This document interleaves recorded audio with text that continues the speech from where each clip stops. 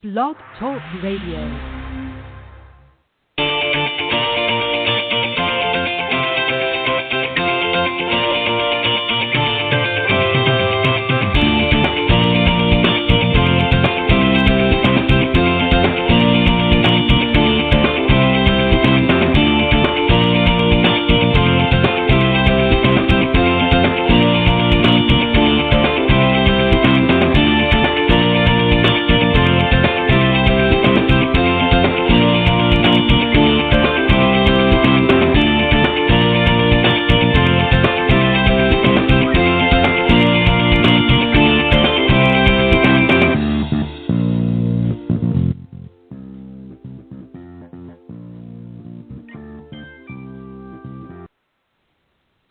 Good evening, everybody, and welcome to Golf Talk Live. I'm your host, Ted Odorico, and I want to welcome this May 22nd of 2014. Hard to believe that we're getting ready to close out another month and going to be heading into June here in just a couple of weeks. And, of course, this weekend is Memorial Weekend, so everybody's getting ready to enjoy a nice long weekend and celebrate. So we're here Thursday night. We're going to talk a little golf tonight. Of course, we've got Coach's Corner coming up here in a second. I'm going to bring my panel tonight on in just a moment or two. But first, I just want to remind everybody, don't forget, we are live every Thursday night here at Golf Talk Live at 6 p.m. Central Standard Time, running right through till 8 p.m. And a little bit later in the program, of course, I'm going to be joined by Gary Occhino. He's the owner of GaryOcchinoGolf and Play Golf Like the Pros. He's going to be joining me a little bit later on after Coach's Corner. And we're going to continue to talk a little bit more about golf. But right now I got two great guys coming on. Both of them have been on the program before on the panel. And the first one, of course, is Robert Forman, or Bob, as affectionately known as. Bob is a certified golf fitness instructor, and he's also the director of Golf Fitness Academies at High Point Regional in High Point, North Carolina. And if you want to learn a little bit more, you can visit his website at www.golffitcarolina.com. And also joining him tonight on the panel is Scott Millman. He's a master teacher professional and owner and president of the Simple World of Golf, and also the co-owner and founder at the Millman N.R.G Foundation. And he has a couple of websites here, thesimpleworldofgolf.com, and also for the foundation, www.norestrictionsgolf.org. Gentlemen, welcome to Coach's Corner. Thanks, Ted. All right, we're going to get right into it here. We've got a great show tonight. But let me just quickly remind everybody just a couple of points, and then we'll get right into some of the questions here.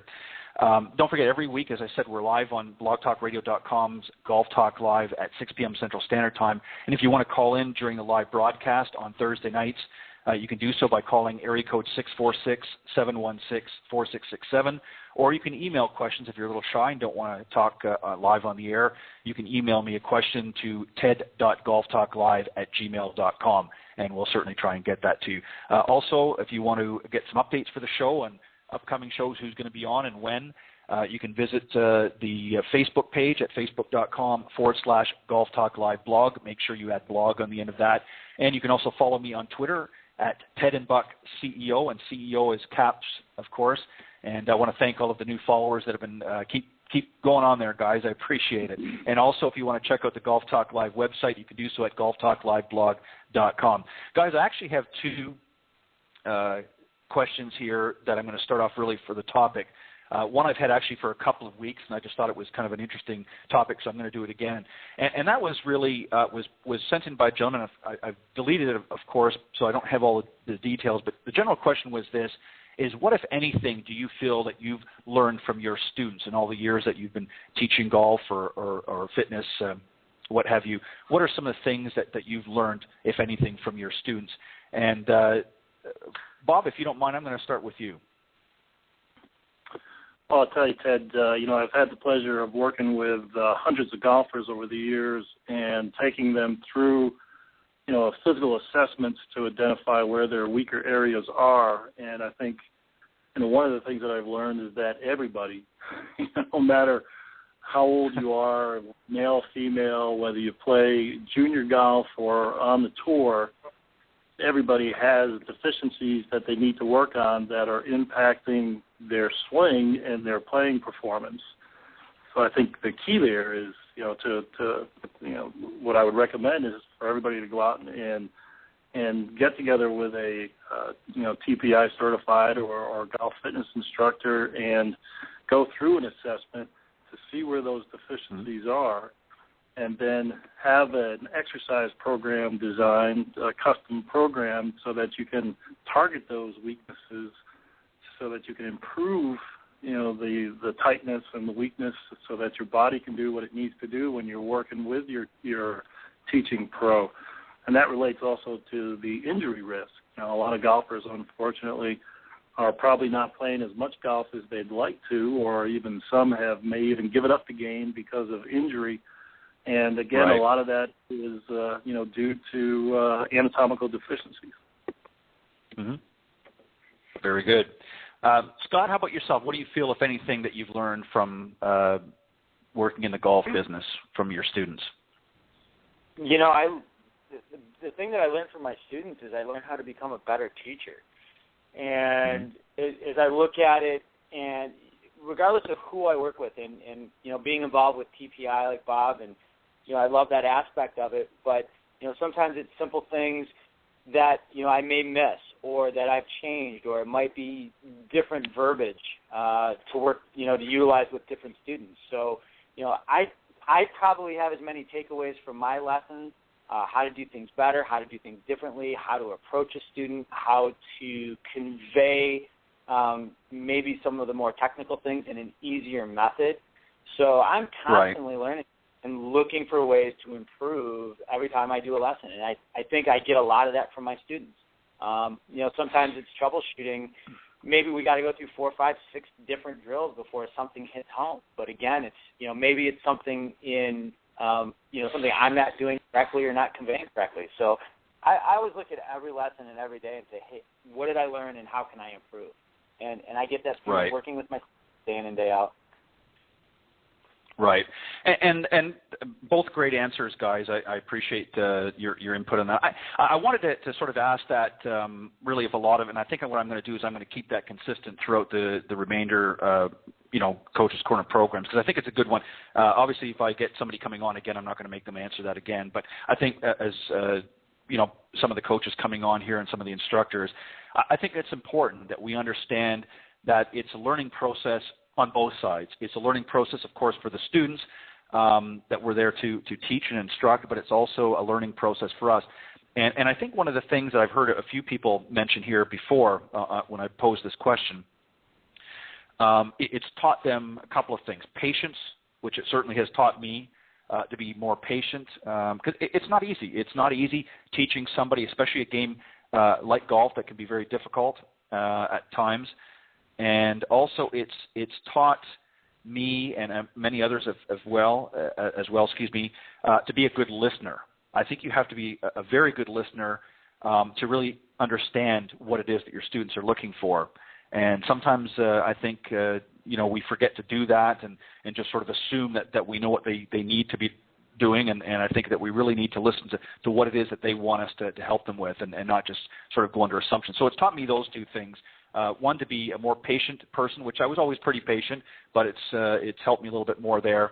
And, of course, to be a better listener. And I know of a few ex-girlfriends that probably are grateful for that. So, but anyways, all kidding aside, great answers, guys. And as I said to you both off the air, I've actually had a couple of topics. And this one was really was personal. Somebody had sent in an email and specifically zeroed me out. And you don't necessarily have to answer this one, guys, if you don't feel comfortable. That's not a problem, but I'm going to answer it. And really the topic was technology, good or bad. And Bill from Huntsville, Alabama had sent this one in, and he said, Ted, you mentioned a few times on your show about some of the new equipment, particularly the driver. You have said that you don't necessarily think that they deliver on what they promise. I'd be interested in hearing the panel's thoughts on your assessment. But first, can you first explain exactly what you mean? Well, Bill, I'm going to swing from the hips, as they say.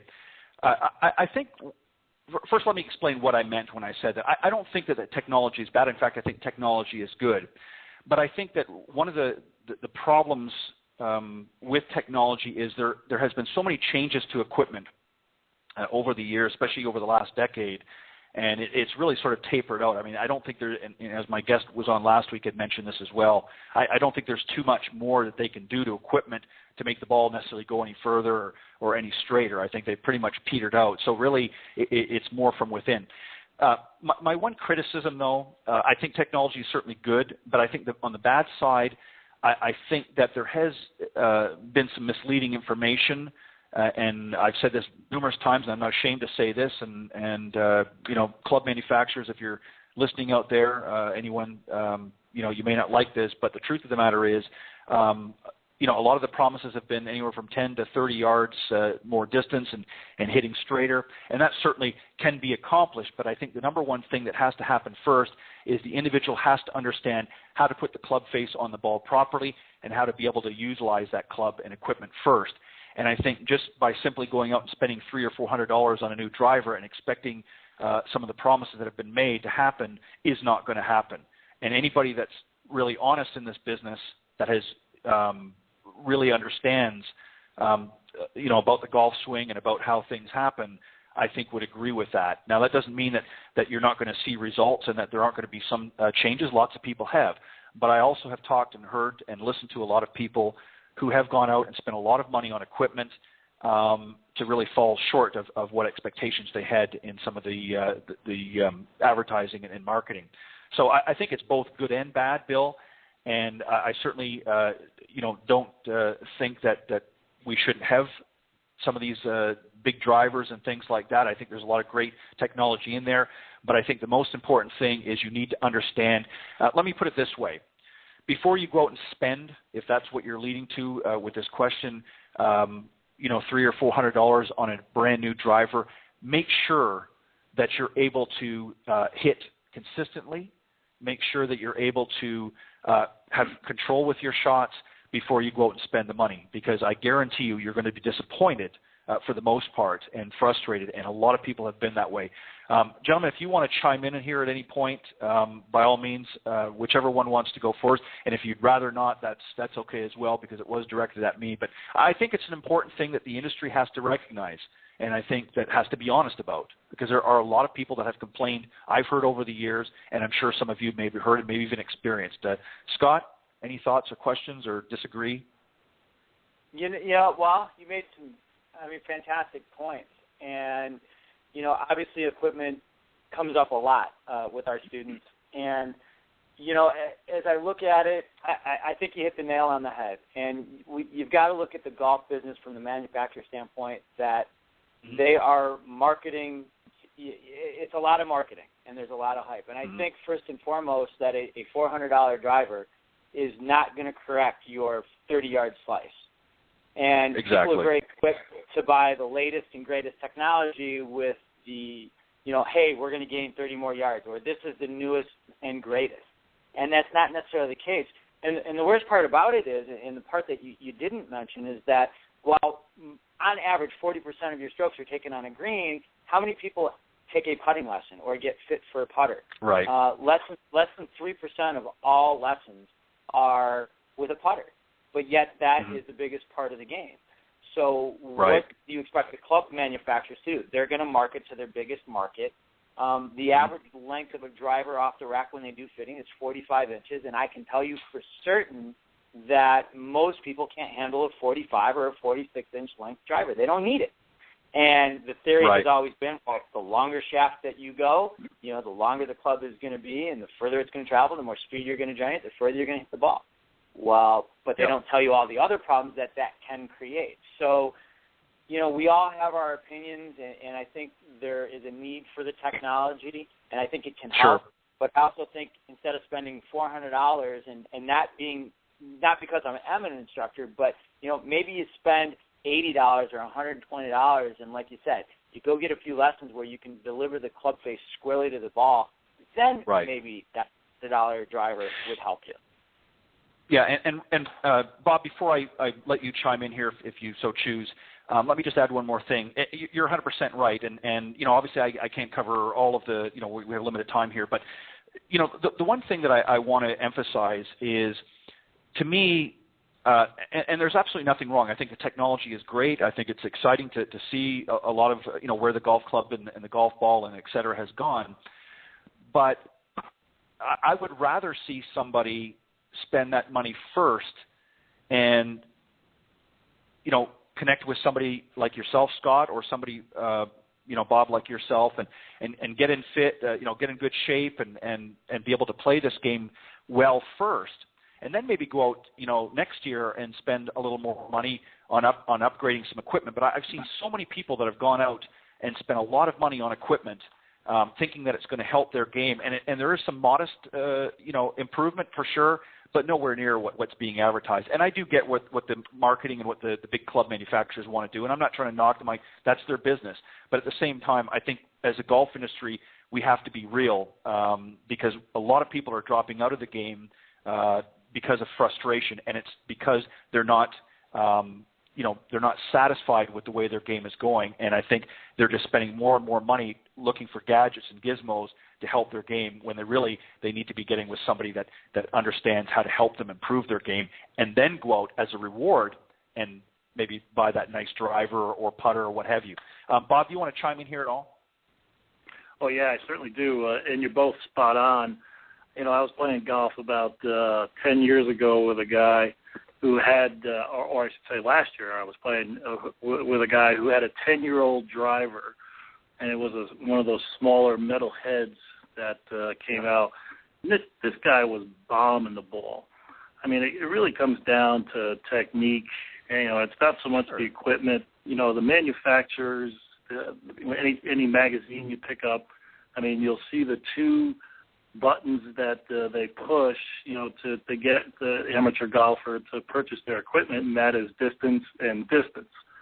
I mean, that's still king, and people are looking for, extra yardage, and they're thinking that, if you drop $400, that you're going to get those extra yards, and it has gotten better, no doubt about it. They're making them lighter so you can swing them faster, and, if you swing them faster, you increase club head speed, and, you may get a few yards. But, I always use the analogy in my workshops that it's like buying a used car that really doesn't run that well and slapping 4 expensive brand-new tires on it, thinking that it's going to make the car run better. But you're still stuck with the mechanism that is turning those wheels, and that's the engine that you need to tune up. And so I'm a little biased, when I go back to, again, the physical nature of the sport, that a lot of golfers need to, instead of looking externally at, the golf clubs and the balls and stuff, to take a look inward and assess the mechanism that's swinging that new technology. And a lot of times they'll find that, it's not as good as it can be. Yeah, exactly. And great points, both of you. And I just wanted to ask it because, answer that because, I don't want to say something on the program that I'm not prepared to back up and talk about in great detail. And I have made those comments a number of times on the program. So, Bill, thank you for your question. I hope it was answered. If not, shoot me another email, and I'll try my best to answer it again. But anyways, and if you are thinking of, Bill, by the way, of going out and buying a new driver, you might want to hold off and visit your local teacher professional and also your local golf fitness instructor and get some tips and training there before you go out and spend the money. It would be money much better spent.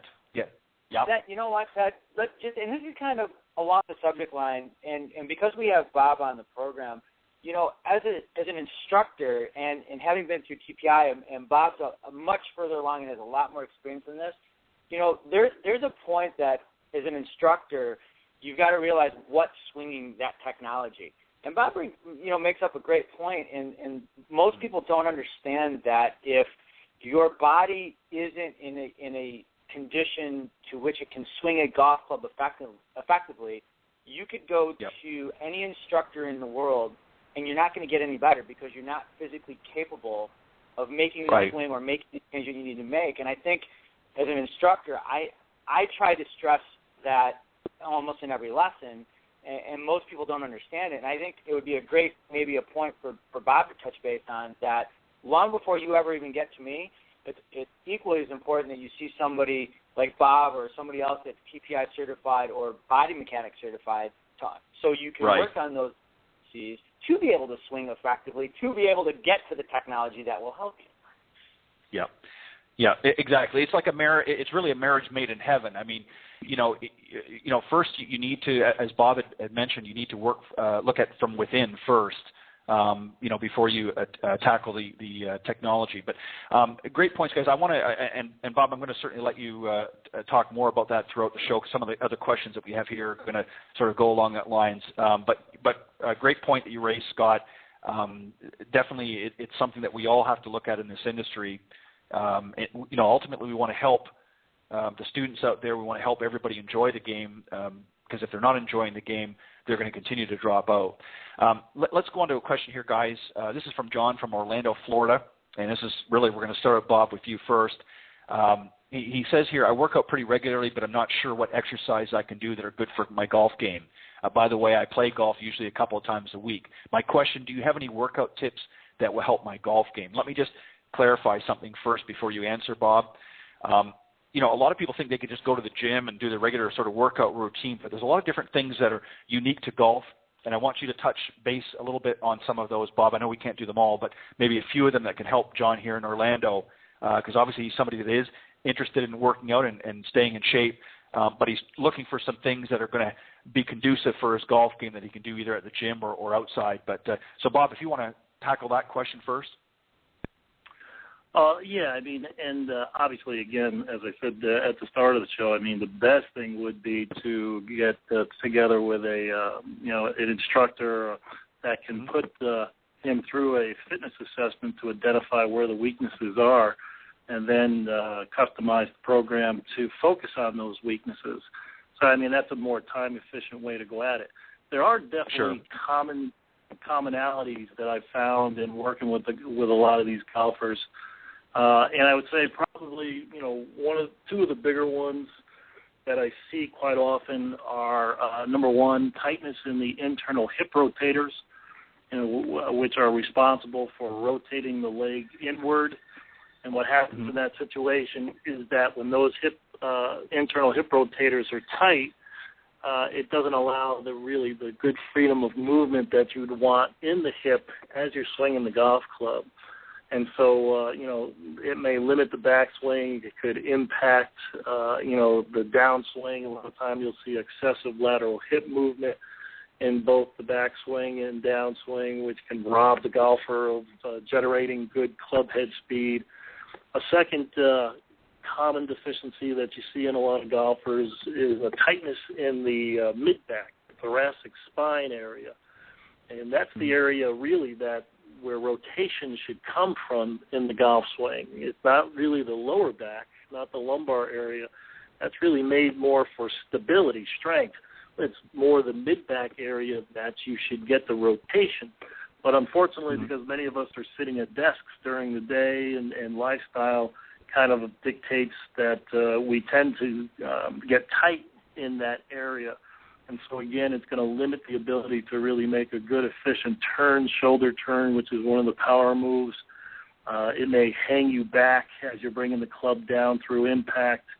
And the big problem is, and which adds to, the number one injury in golf being the low back area, is that if the thoracic spine area is tight, and you try to make a good backswing like you're reading in the journals, but to hit the ball further, you need to make this good shoulder turn.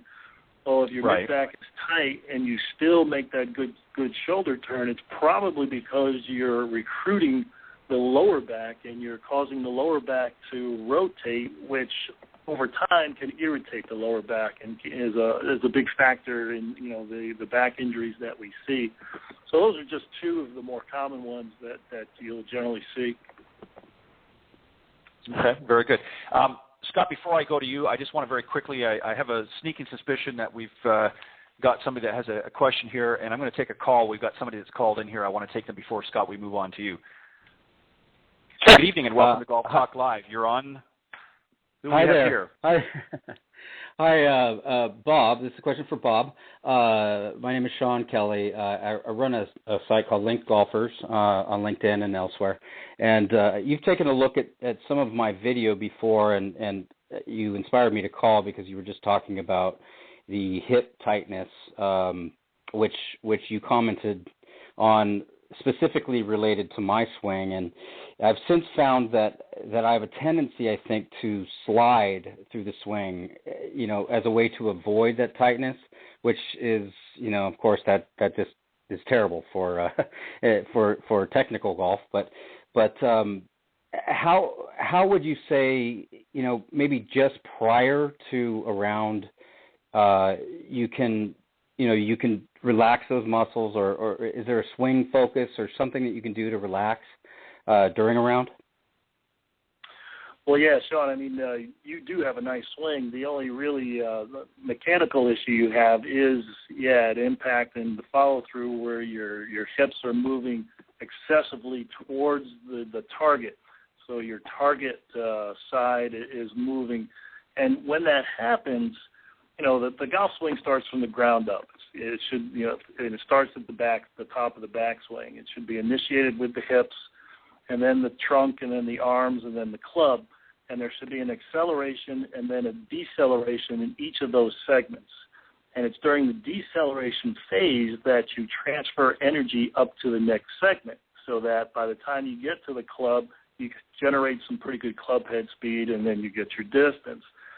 If the hips are moving laterally excessively, what happens is you're really not getting a deceleration in the hips, and so the energy transfer is not as efficient as it could be. So basically you're robbing yourself of being able to generate good club head speed. Now, in most cases, as I just mentioned, tight internal hip flexors tend to be the culprit. And the phenomenal thing is that in probably 75 to 80% of the golfers that I've assessed that are tight in the internal hip rotators, the target side, for some odd reason, tends to be tighter than the trail side. So right away, you're kind of at risk for that excessive hip movement. Now, a second deficiency that can also add to that or can cause that is a weakness in the target side glutes, which are basically your butt muscles. And those are your power muscles. I mean, that's where you're going to get all your power in your golf swing, your baseball swing, your tennis swing. And again, because we're sitting a lot during the day, we tend to elongate those muscles. And when you elongate the muscle, you weaken the muscle. And so when you go out in the golf course, you don't have those muscles doing the job that they're supposed to be doing, and they don't really stabilize the lower body in the golf swing as well as they should because of the weakness, and you get that excessive movement. So I would say, focus on exercises that will stretch out the internal hip rotators, and there's a few of them out there that you can do, and also some exercises to help strengthen the glutes. And again, there's 2 or 3 real good exercises that you can do for those. So you want to stretch the internal hip rotators, strengthen the glutes, and a lot of times that can solve the problem physically. And then you want to get together with a guy like Scott so he can help, kind of help you avoid the tendency to do that swing fault. Oh, that sounds great. My one concern is you're mentioning all of these things, and all of us golfers are instant gratification types, and it sounds like a long program. Is it an ongoing thing? I mean, can I see results fairly quickly? Oh, sure. I mean, if you work at it, and that's something that you can work on a daily basis. I mean, 5 minutes of stretching and strengthening those 2 particular areas. Within 3, 4, 5 weeks, you can see some pretty significant improvements in the range of motion and in the strength, and that should make a difference in your golf swing. Wow, wonderful! Thank you so much, Bob, and Ted. Keep up what you're doing. It's a great service. Thanks, Sean. I appreciate it, Sean, from Linked Golfers. Thanks for calling in, and I will talk to you, of course, after the program. And thanks for adding some great questions to the panel. And Scott, I'm going to get you to chime in a little bit on that, but Sean, I'm going to hang tight, continue listening, and I will talk to you shortly.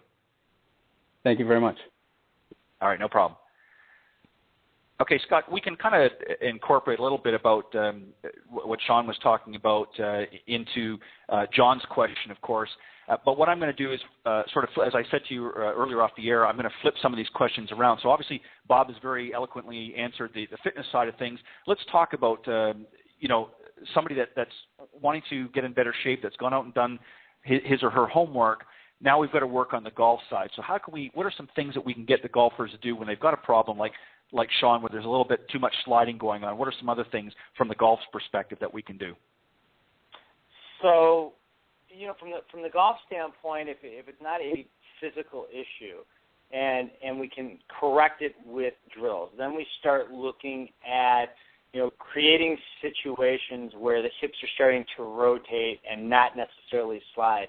Bob breaks up, he brings up some really, really good points. In most cases, it's a flexibility issue or a stability or a mobility issue.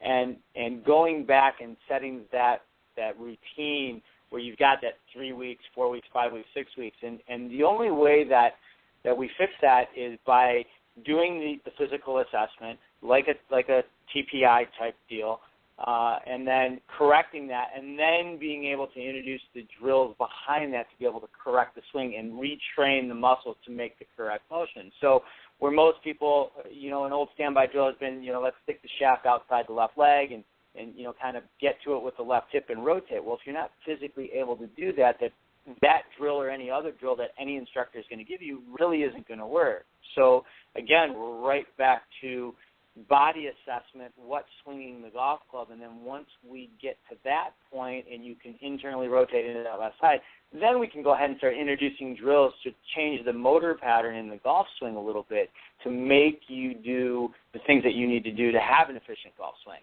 So again, it's the physical part first, and then the instructor can then come in and be effective based on your ability to swing the club. And with some of the things that I did, you kind of alluded to at the beginning of the show with my foundation and doing accessible golf and working with golfers that have amputations or veterans that have disabilities. Right.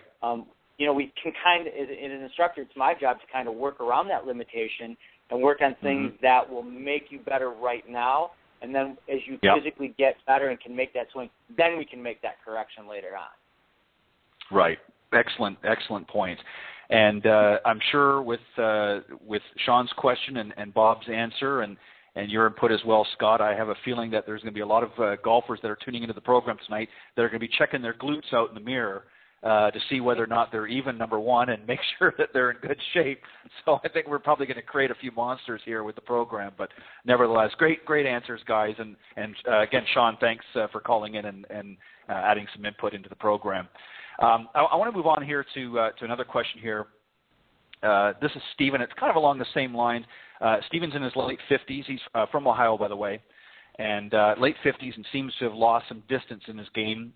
He indicates here he used to crush his drives about 275, and I don't know when that was, but he says, now I'm lucky if I can, hit him 225. He says, my irons are not going as far either. So obviously there's a fitness issue, I'm sure, here.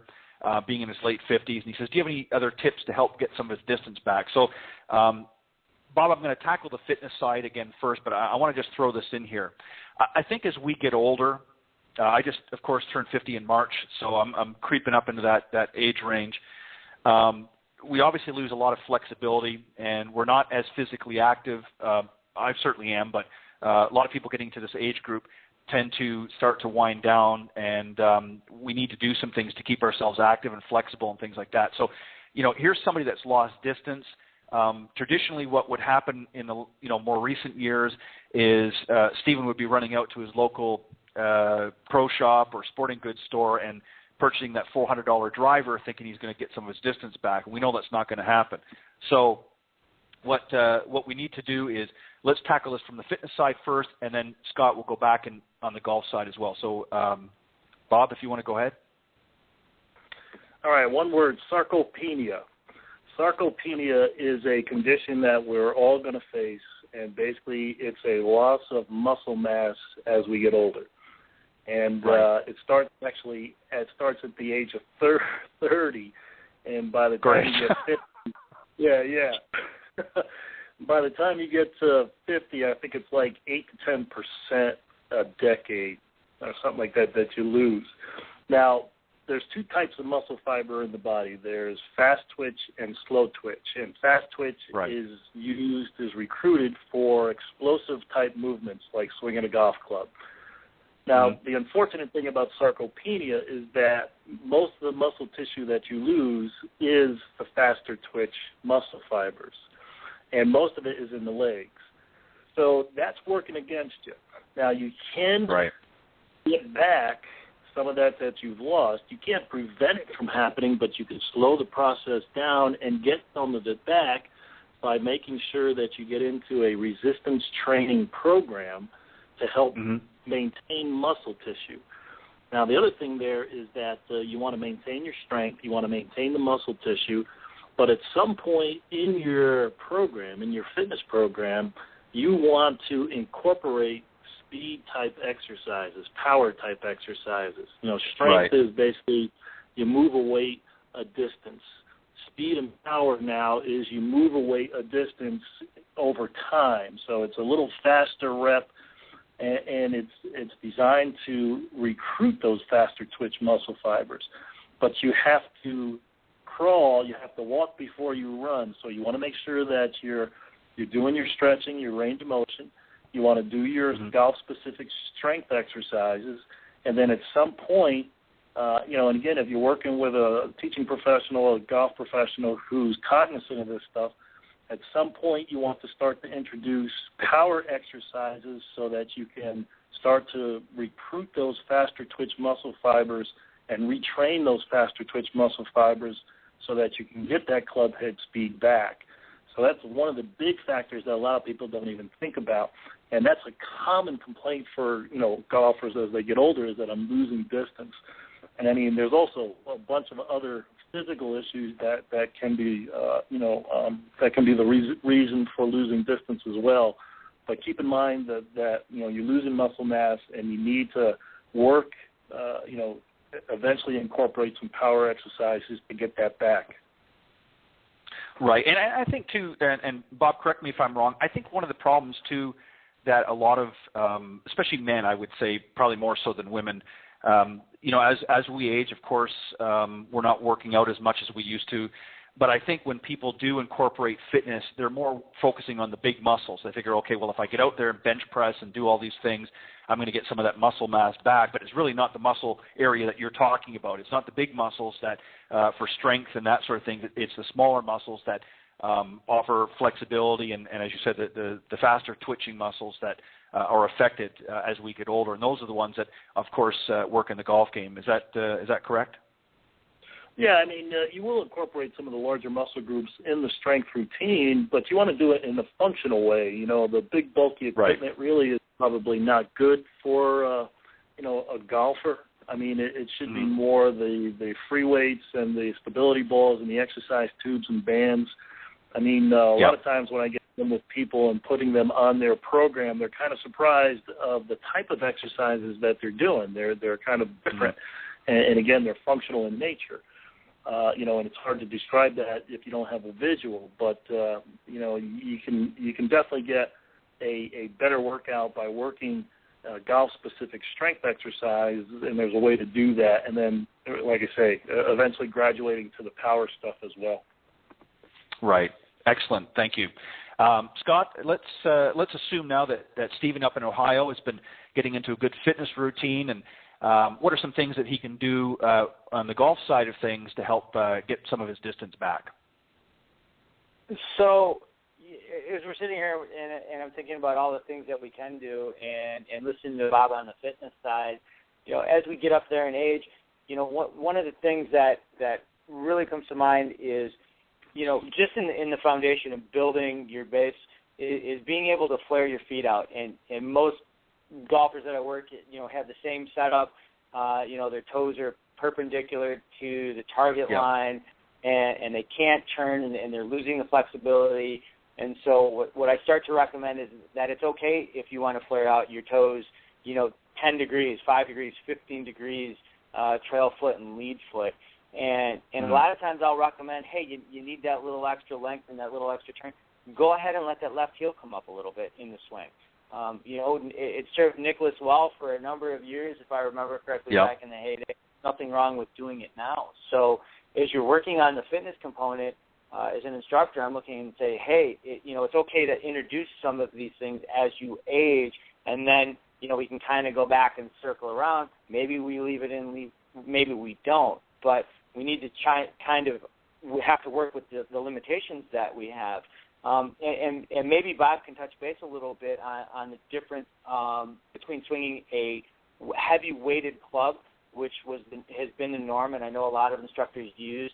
But if you go with like our junior golfers and we get them to swing a very light shafted club, so they learn to swing faster, and maybe Bob could, maybe Bob could take a minute or two and discuss the difference between building muscle with a heavy club versus swinging something that's very light that you learn to swing faster and recruit some different muscles. I think that would be really helpful. Sure. Bob, do you want to... Have you been reading my website, Scott? What's that? Have you been reading my website? From time to time, I will say, Bob, your website has got some phenomenal information on it, and I would recommend to the listeners that if you get the opportunity, go to Bob's site, because there's a lot of really, really good information that will be helpful to you. So, yes, I have. Because that happens to be the article of the month. The problem with swinging a weighted club is that when you swing a weighted club, basically you're slowing your swing down. And when you slow your swing down, you start to recruit the wrong muscle fiber type. Again, the golf swing takes about 1.5 seconds to go through. So, again, you want to try to recruit the faster twitch muscle fibers. The slower the swing, the less of the faster twitch you're going to recruit, and the more you're going to shift over towards the slower twitch fibers.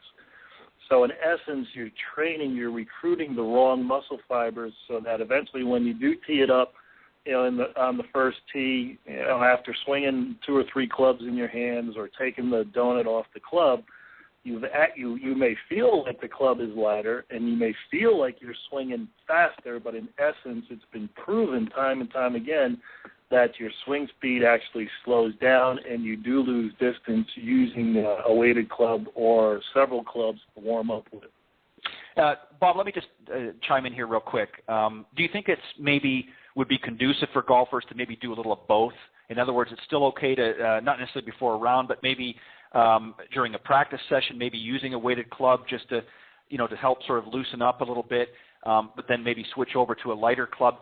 For instance, a lot of people for years have taken their driver and turned it the other way and grabbed it, just below the head there and sort of looking for that swish.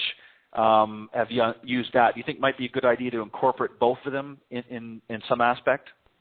Yeah, obviously when you're doing your strength training and stuff like that, you're lifting heavier weights. So, if you want to take a weighted club during your strength training routines and stuff like that, or, as you get out in the driving range just to kind of loosen up, you got to be careful, though, because, again, if you're swinging a heavier club, you also increase the risk for pulling a muscle and stuff like that, especially if you're cold.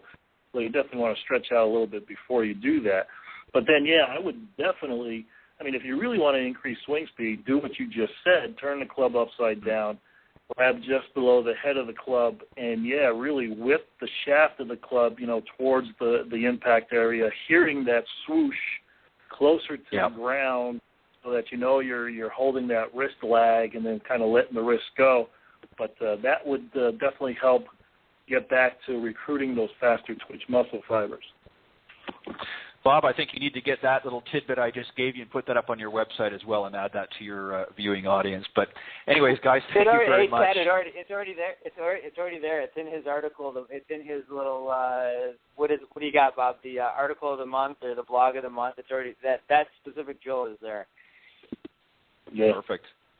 Very good. Well, we'll make sure before our Coach's Corner segment ends tonight that we direct them back to that website, Bob, so that people can check out the article. Okay, we're going to move on. I think we've answered that. We've got a question here from Devin from Myrtle Beach, South Carolina, and he's indicated in his email, he said, played for a few years but still struggle with his wedges. It doesn't seem to get much height. And Scott, we're going to start with you on this one. Doesn't get a lot of height with his wedges in order, to be able to stop quickly on the green. He says, not really hitting them thin, it's just not getting much height. Do you have any suggestions? So a lot of times this can, in my opinion, I think it can be a number of issues, can be a setup and so forth. But Scott, I want you to touch on this one. And also I think there's a fitness component here as well. And we're going to get Bob back in on this one as well. But Scott, if you want to start off, Devin from Myrtle Beach, South Carolina, isn't hitting his wedges very well.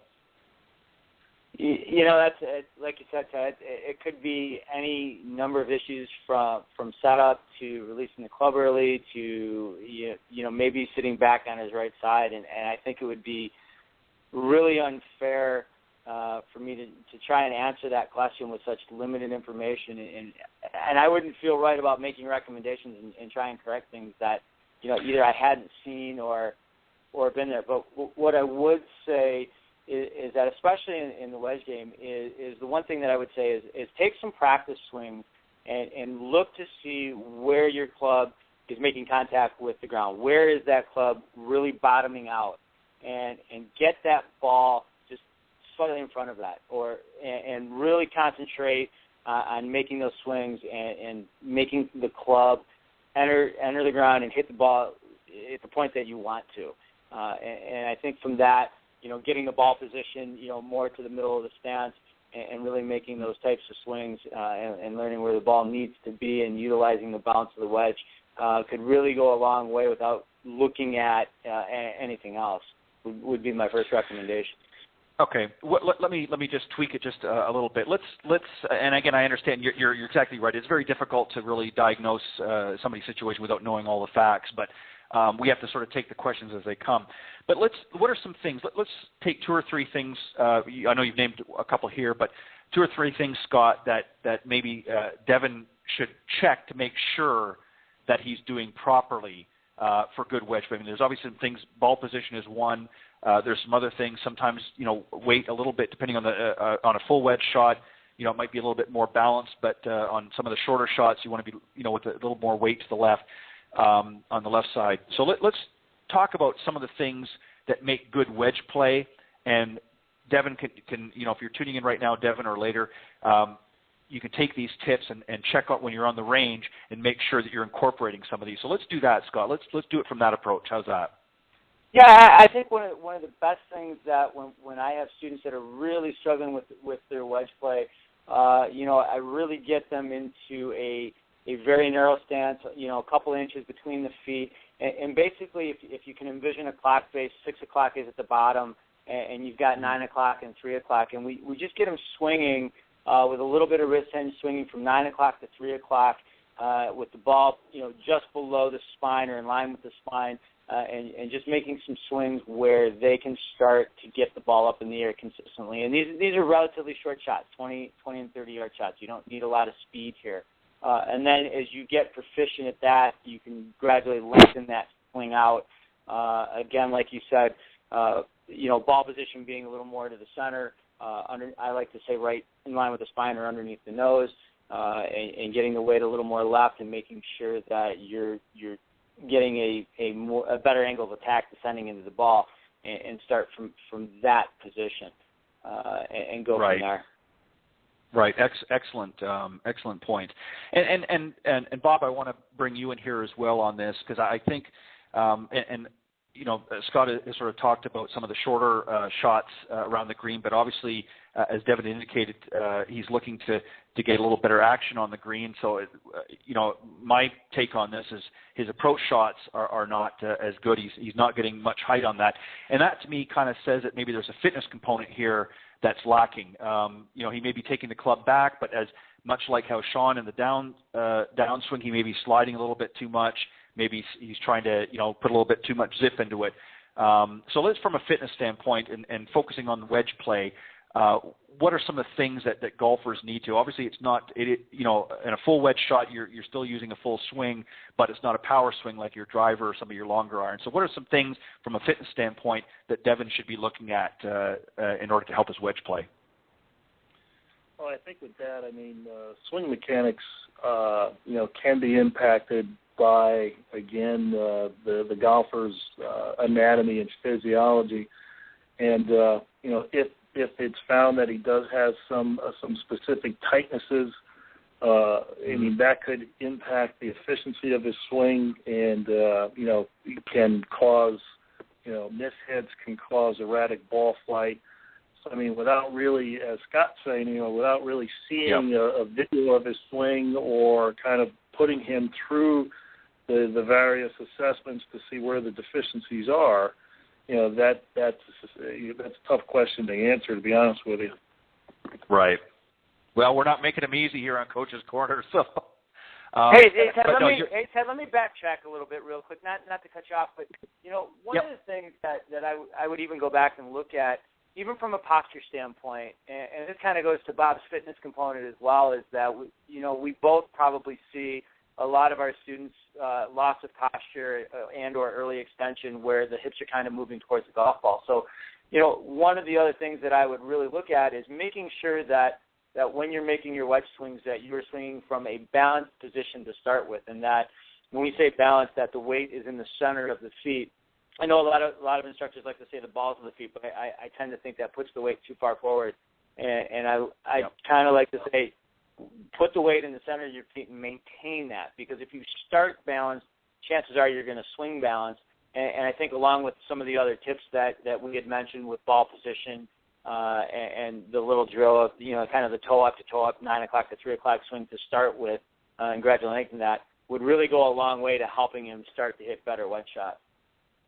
Yeah, and I think that's a great point. And I think, Bob, you really kind of raised an issue that made me think here.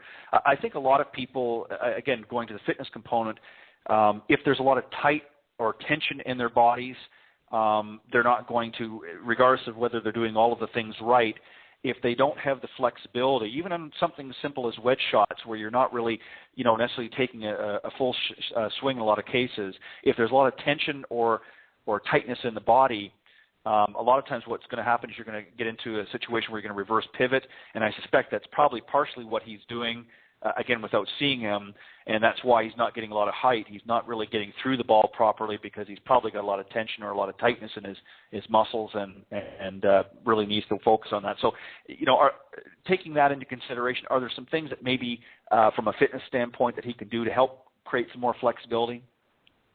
Oh, definitely, yeah. Stretch. I think, and Scott brought up a point, it sounds like a lot of times golfers tend to lose distance because they cast the club and they add loft to the club. So in this instance, it sounds like he's not, he's de-lofting the club. So, he may be sliding forward similar to what Sean was talking about. And so that's moving his whole body forward as he's trying to bring the club through. And so, the club never really gets a chance to really kind of open up. So it tends to be a lower trajectory shot. But again, it's tough to say until you see it on a video, and then you can say, well, there it is, and then kind of pinpoint some, some specifics, some correlations to the physical deficiencies that could be related to that particular swing fault. Right. Both excellent answers, guys. I appreciate that. And Devin out in Myrtle Beach, I hope that helps. And maybe what you can do is send me a video. You can send it to ted.golftalklive@gmail.com. Get somebody to videotape your wedge play and send that in, and maybe what we'll do is we'll revisit that on a future program. But I appreciate your question, and I hope that both Scott and Bob were able to give you some great tips. We're going to move on here very quickly to – sorry, go ahead. They said if Devin wants to go through an assessment, I do assessments in Myrtle Beach, so have him call me or email me. Okay, we'll do. I will touch base with Devin, and I will direct him your way. How's that? Great answers, guys, and I'm going to move on to another question here from Jesse up in Salt Lake City, Utah. And Jesse asks, we're going to try to get both angles in here if we can. I'm not sure what we could do on the fitness side of it as of yet, but Bob, I know you're the fitness guru, so we'll throw that in here. But Scott, I'm going to start with you on this one. Here's Jesse's situation. He wanted to ask the panel about hitting out of the trees. Sometimes, of course, as we all do, from time to time, he's found himself in a group of trees with a branch right in the line of fire. Is there a correct technique for hitting it low under the branches? Scott, here's a guy that's hitting it off the fairway. First, number one, he needs to hit it in the fairway, but when he hits an errant tee shot and finds himself in the trees, he needs to find a way to get it out. So how do we set up for this, and how can we help Jesse out in Utah? We got to tell Jesse not to hit it in the trees in the first place, and then we don't have to deal with it. Yeah, well, but no, you know, it's a really, really good question, and I think you know, most people view it as a difficult situation. They get intimidated when they see the trees, and the first thing that I'm going to say from a course management standpoint is find the path of least resistance. Find the easiest way to get out and avoid that big number. If that's playing sideways back to the fairway, that may be even playing backwards. But you definitely want to get the ball back into play and not take a lot of risk. But that's option one. So obviously, path of least resistance for those that maybe are not very proficient in hitting these types of shots. You know, play it, whether it be sideways or backways, get it back in play, number one, and avoid those big numbers. But maybe for somebody that's a little bit better but still needs a little bit help, how would we set up for a shot like this? So the setup typically is going to be, you know, we're going to play the ball just, you know, maybe a half inch to an inch, you know, behind center. And I usually recommend, you know, 5, 6, 7 iron. Obviously, you've got to kind of weigh the options of loft and you know, how low you need to keep the ball. But ideally, you're going to take a 3/4 swing. You're going to get that weight left. And the one thing that you really want to avoid, and it has to be stressed, is that the harder you swing, the more backspin, and the more backspin you create, the higher the launch is going to be, and then you're just going to end up hitting those branches. And so you've got to keep the handle moving through the shot, and you definitely want to lead with the handle. So, you know, getting yourself in a good setup position, you know, slightly open, ball back, weight a little bit left, taking, you know, a little less club. So instead of a 7 iron, you might take a 6 or a 5 iron, and getting that loft down and getting those hands to finish low. So you're going to take a choke down a half inch, 3/4 back swing, really get those hands to finish low. That should keep the ball down. And remember, this is a shot to get yourself out of trouble and not to be heroic. You know, a lot of us aren't tour players and don't practice this shot a lot. But I think those adjustments in your setup will allow you to get, you know, and keep the ball down. A great drill is, you know, just experiment on the range with that setup and see how low you can actually keep, you know, a given club. If it happens to be your 5 iron, how low can you keep it? You know, where do your hands need to finish? And, you know, so I think those setup tips will really go a long way to helping you keep it under the trees and get yourself out of trouble. Great, excellent. Couldn't have said it better myself. Great job, Scott. Bob, before I let you chime in on here, I just want to, again, I'm going to tweak a little bit more. And I'm going to ask you a slightly different question here. How important on shots like this, and sometimes not your sort of run-of-the-mill vanilla type shots, but when you have to use a little bit of ingenuity and maybe a little bit of a different stance and so forth, or set up to the ball, how important is the fitness side of things to these types of shots? Well, I can relate, Jesse, to the shot that he's talking about because I tend to be in the trees a little bit. Balance is another component that you know, that you definitely want to work on in your fitness routine. And again, unfortunately, a lot of golfers aren't good with balance. And I'm not talking about static balance where you're just lifting up 1 foot and you're balancing on that 1 foot for 5 to 10 seconds. You know, I'm talking about dynamic balance where you're standing on 1 foot and you're moving in all 3 planes of movement. You know, so you're standing on 1 foot and you're reaching out in front of you and coming back, and you're reaching out to the right side and coming back, and reaching across your body and coming back, and then rotating to reach behind you while you're on that 1 foot and do the same thing with the other foot. That's the real test of balance as it relates to the golf game, because a lot of times you're going to find yourself in these situations where, like Scott says, you got to shift the weight a little bit to the left. You're going to shorten up on the club. You're going to take a three-quarter swing. You've got uphill shots. You've got downhill shots. You've got side-lie shots. So you've got gravity pushing you down. You've got ground reaction forces pushing you up. You're like an accordion in between the two of them. As you're moving your body parts in all types of different directions at the same time, you got to be able to maintain good balance in order to hit the good shot. So balance is a key element in your fitness program, and unfortunately, again, it's an area that a lot of people lack. Yeah, and that's so true. And really, I think the thing that I'm hoping that the listeners are going to pick up from the conversation tonight is twofold. Obviously, Scott, you touched on this earlier in the program. We can give them all the direction that they want and all of the guidance that they want as instructors. But I think if they don't have the fitness component in check as well, a lot of these different tips and training and drills that they may get from their instructors, from their teacher professionals, it certainly will help, no doubt, but is not always going to be as effective. In other words, if there's a fitness issue at hand, they're still going to have some complications, some problems. So I think today's golfer really has to, and it's not just a matter of getting out walking every day and that's certainly good, and those are good things, but they really need to, as you said, Bob, at the beginning of the program, they need to really get to a certified fitness instructor and get an assessment done and see where their level of fitness is and see where they need to improve. And once they have that and have a game plan in mind, then they can incorporate instruction.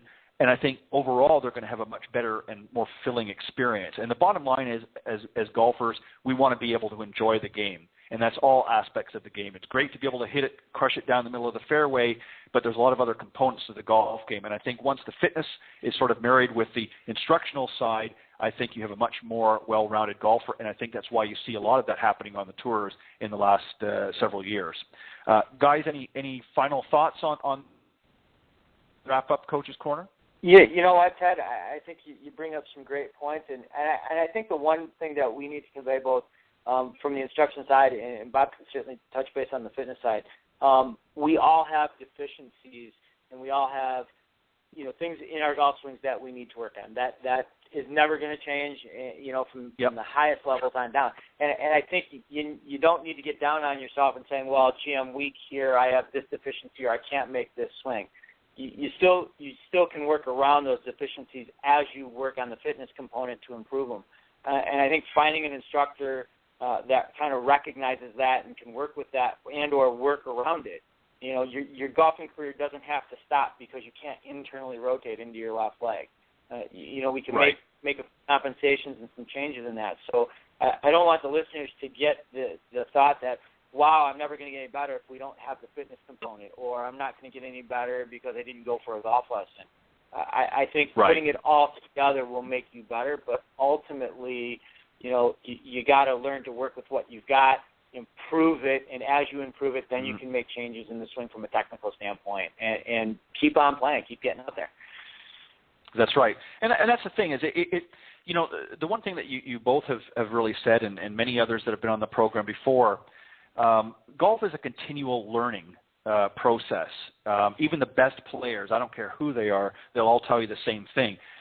There is never going to be unless you're Iron Byron, sort of the perfect machine out there. It's an evolving process. Tiger's changed himself up many, many times over the years, and others like Nick Faldo and that.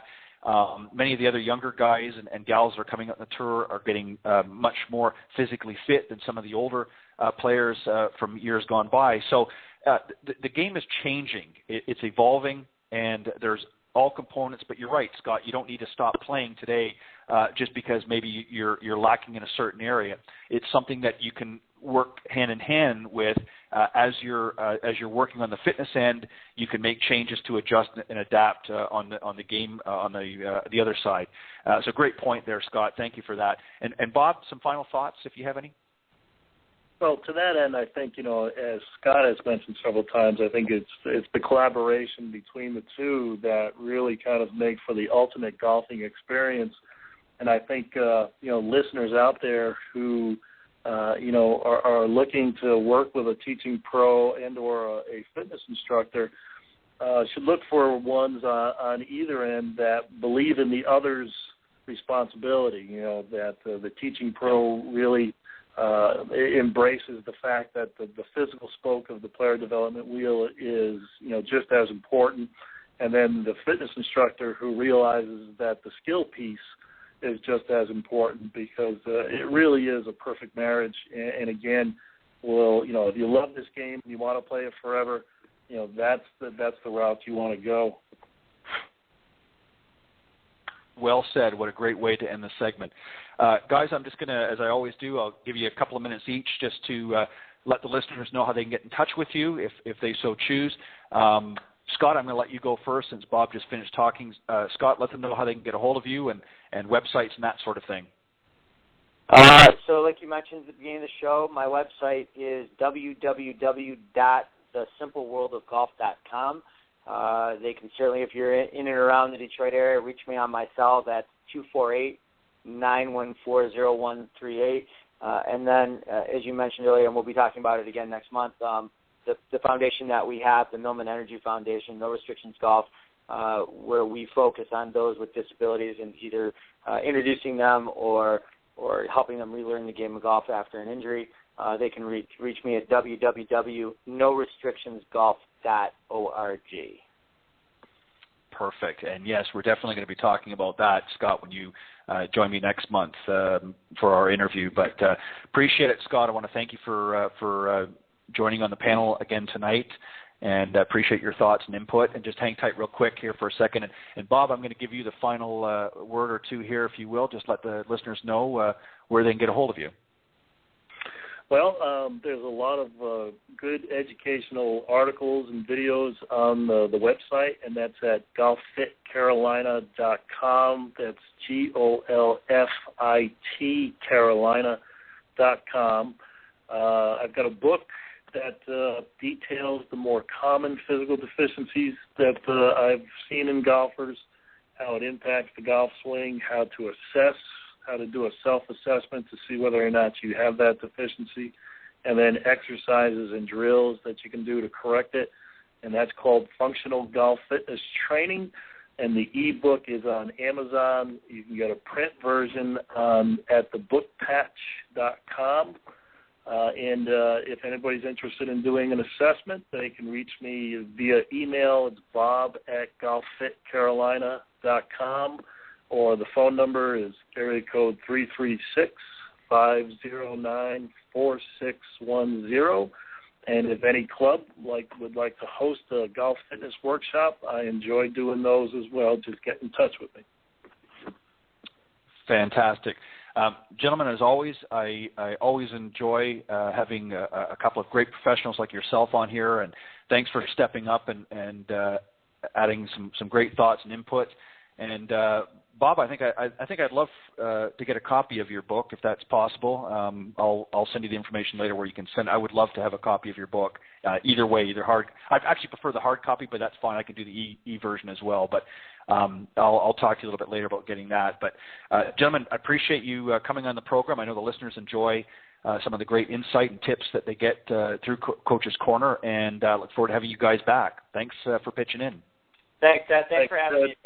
Yeah, thanks for having us. All right, you guys have a great weekend and have a great Memorial weekend. You too, Ted. Thank you. All right, thanks, guys.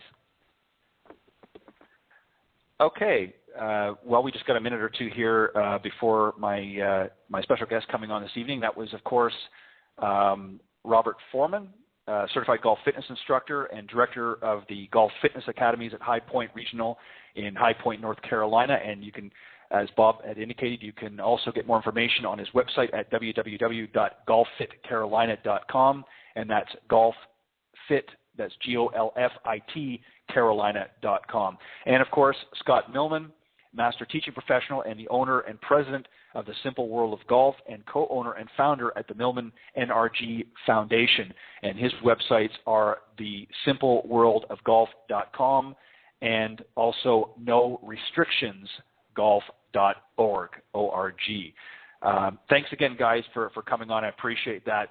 And as we got a few minutes here, as I said, before Gary joins me here on the program, just excuse me, let me remind everybody that the program is live every Thursday evening at blogtalkradio.com, and you just simply go up into the search key once you get to the main site, and you just type in Golf Talk Live, and you'll be right here live with us on Thursday evening. That's from 6 p.m. Central Time right through to 8 p.m. And for you East Coasters, that's, of course, the show starts at 7 Eastern Time and ends at 9 Eastern.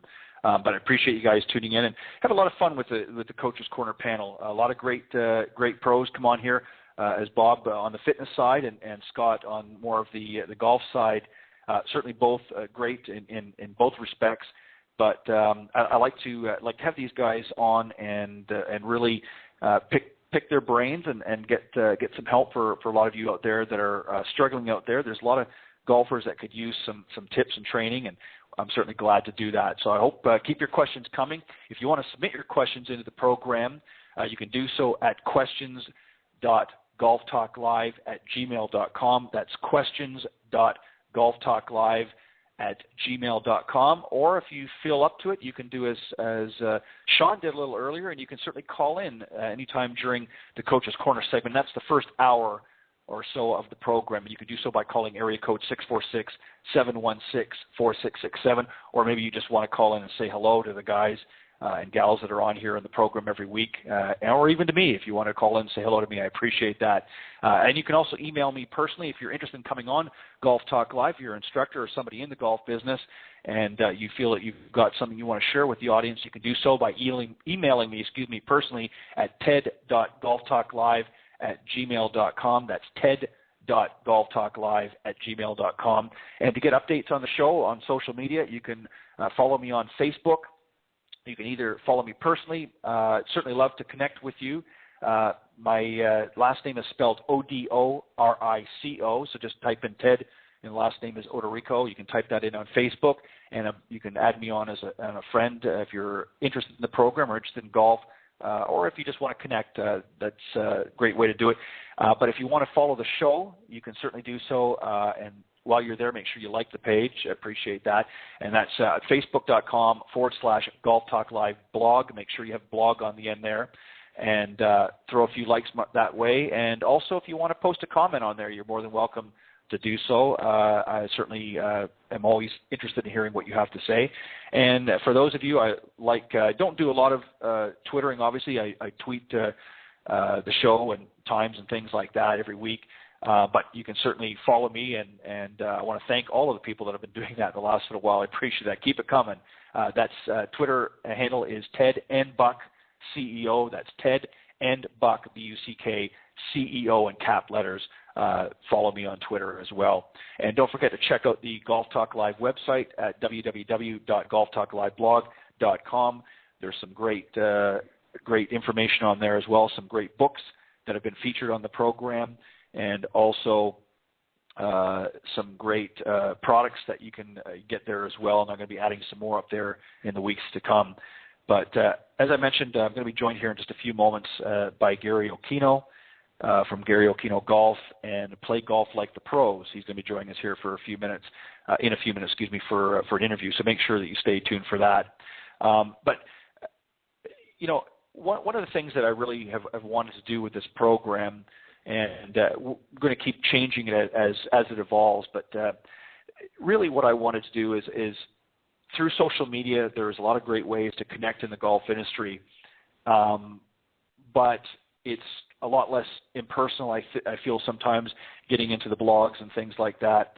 And a lot of times you don't get to really have the full perspective of things. So I wanted to create this program to allow those in the golf industry to join ranks, if you will, and help some of the golfers out there.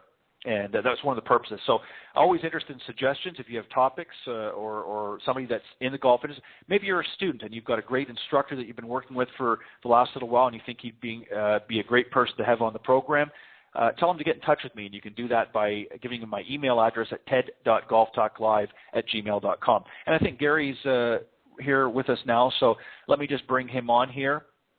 As I mentioned, Gary Occhino is joining us here, and he's the owner of Gary Occhino Golf and Play Golf Like the Pros. And let me bring him on here. And Gary, welcome to Golf Talk Live. Hi, Ted. Thank you very much. How are you? I'm doing very well.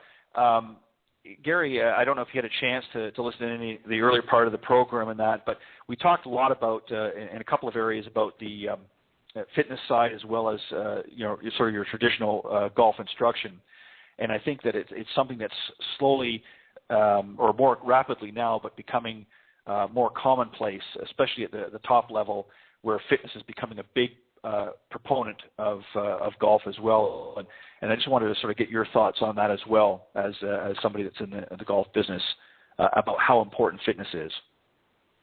I think there's definitely an importance for it. I don't feel that it is for everyone. You do see certain body types and styles out there that don't require being as fit as others. But I think in the long run, if you're with a trainer who absolutely knows what he or she is doing and understands the biomechanics of the golf swing and understands the differentiation for the athlete, I think you're going to be in good hands.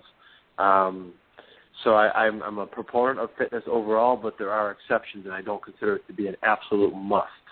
But it depends on your needs. It depends on what you're doing. Right, and I think obviously we're talking about things more like flexibility and that sort of thing, and that's something that's always been around. But I think as the game evolves and grows, as we talked about earlier on the program, I think there is a certain component of fitness that can be important. But you're right, there are obviously different body types and styles, and everybody is different, and really they need to be able to assess their own situation. They need to have somebody that's qualified to really talk to them about that component. But I just wanted to get your thought on that. Gary, I have one more thing I can add to it, sure, if you don't mind. I think that it's extremely important for someone to be swinging the golf club continuously when they go into a fitness regimen program, especially if they're going to be involving a resistance training.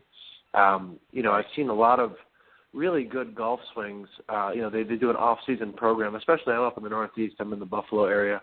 I've seen a lot of really good golf swings get ruined by not swinging the club continuously to adapt to those changes of the body. Whether we're shortening muscle fiber or we're growing muscle or whatever it may be.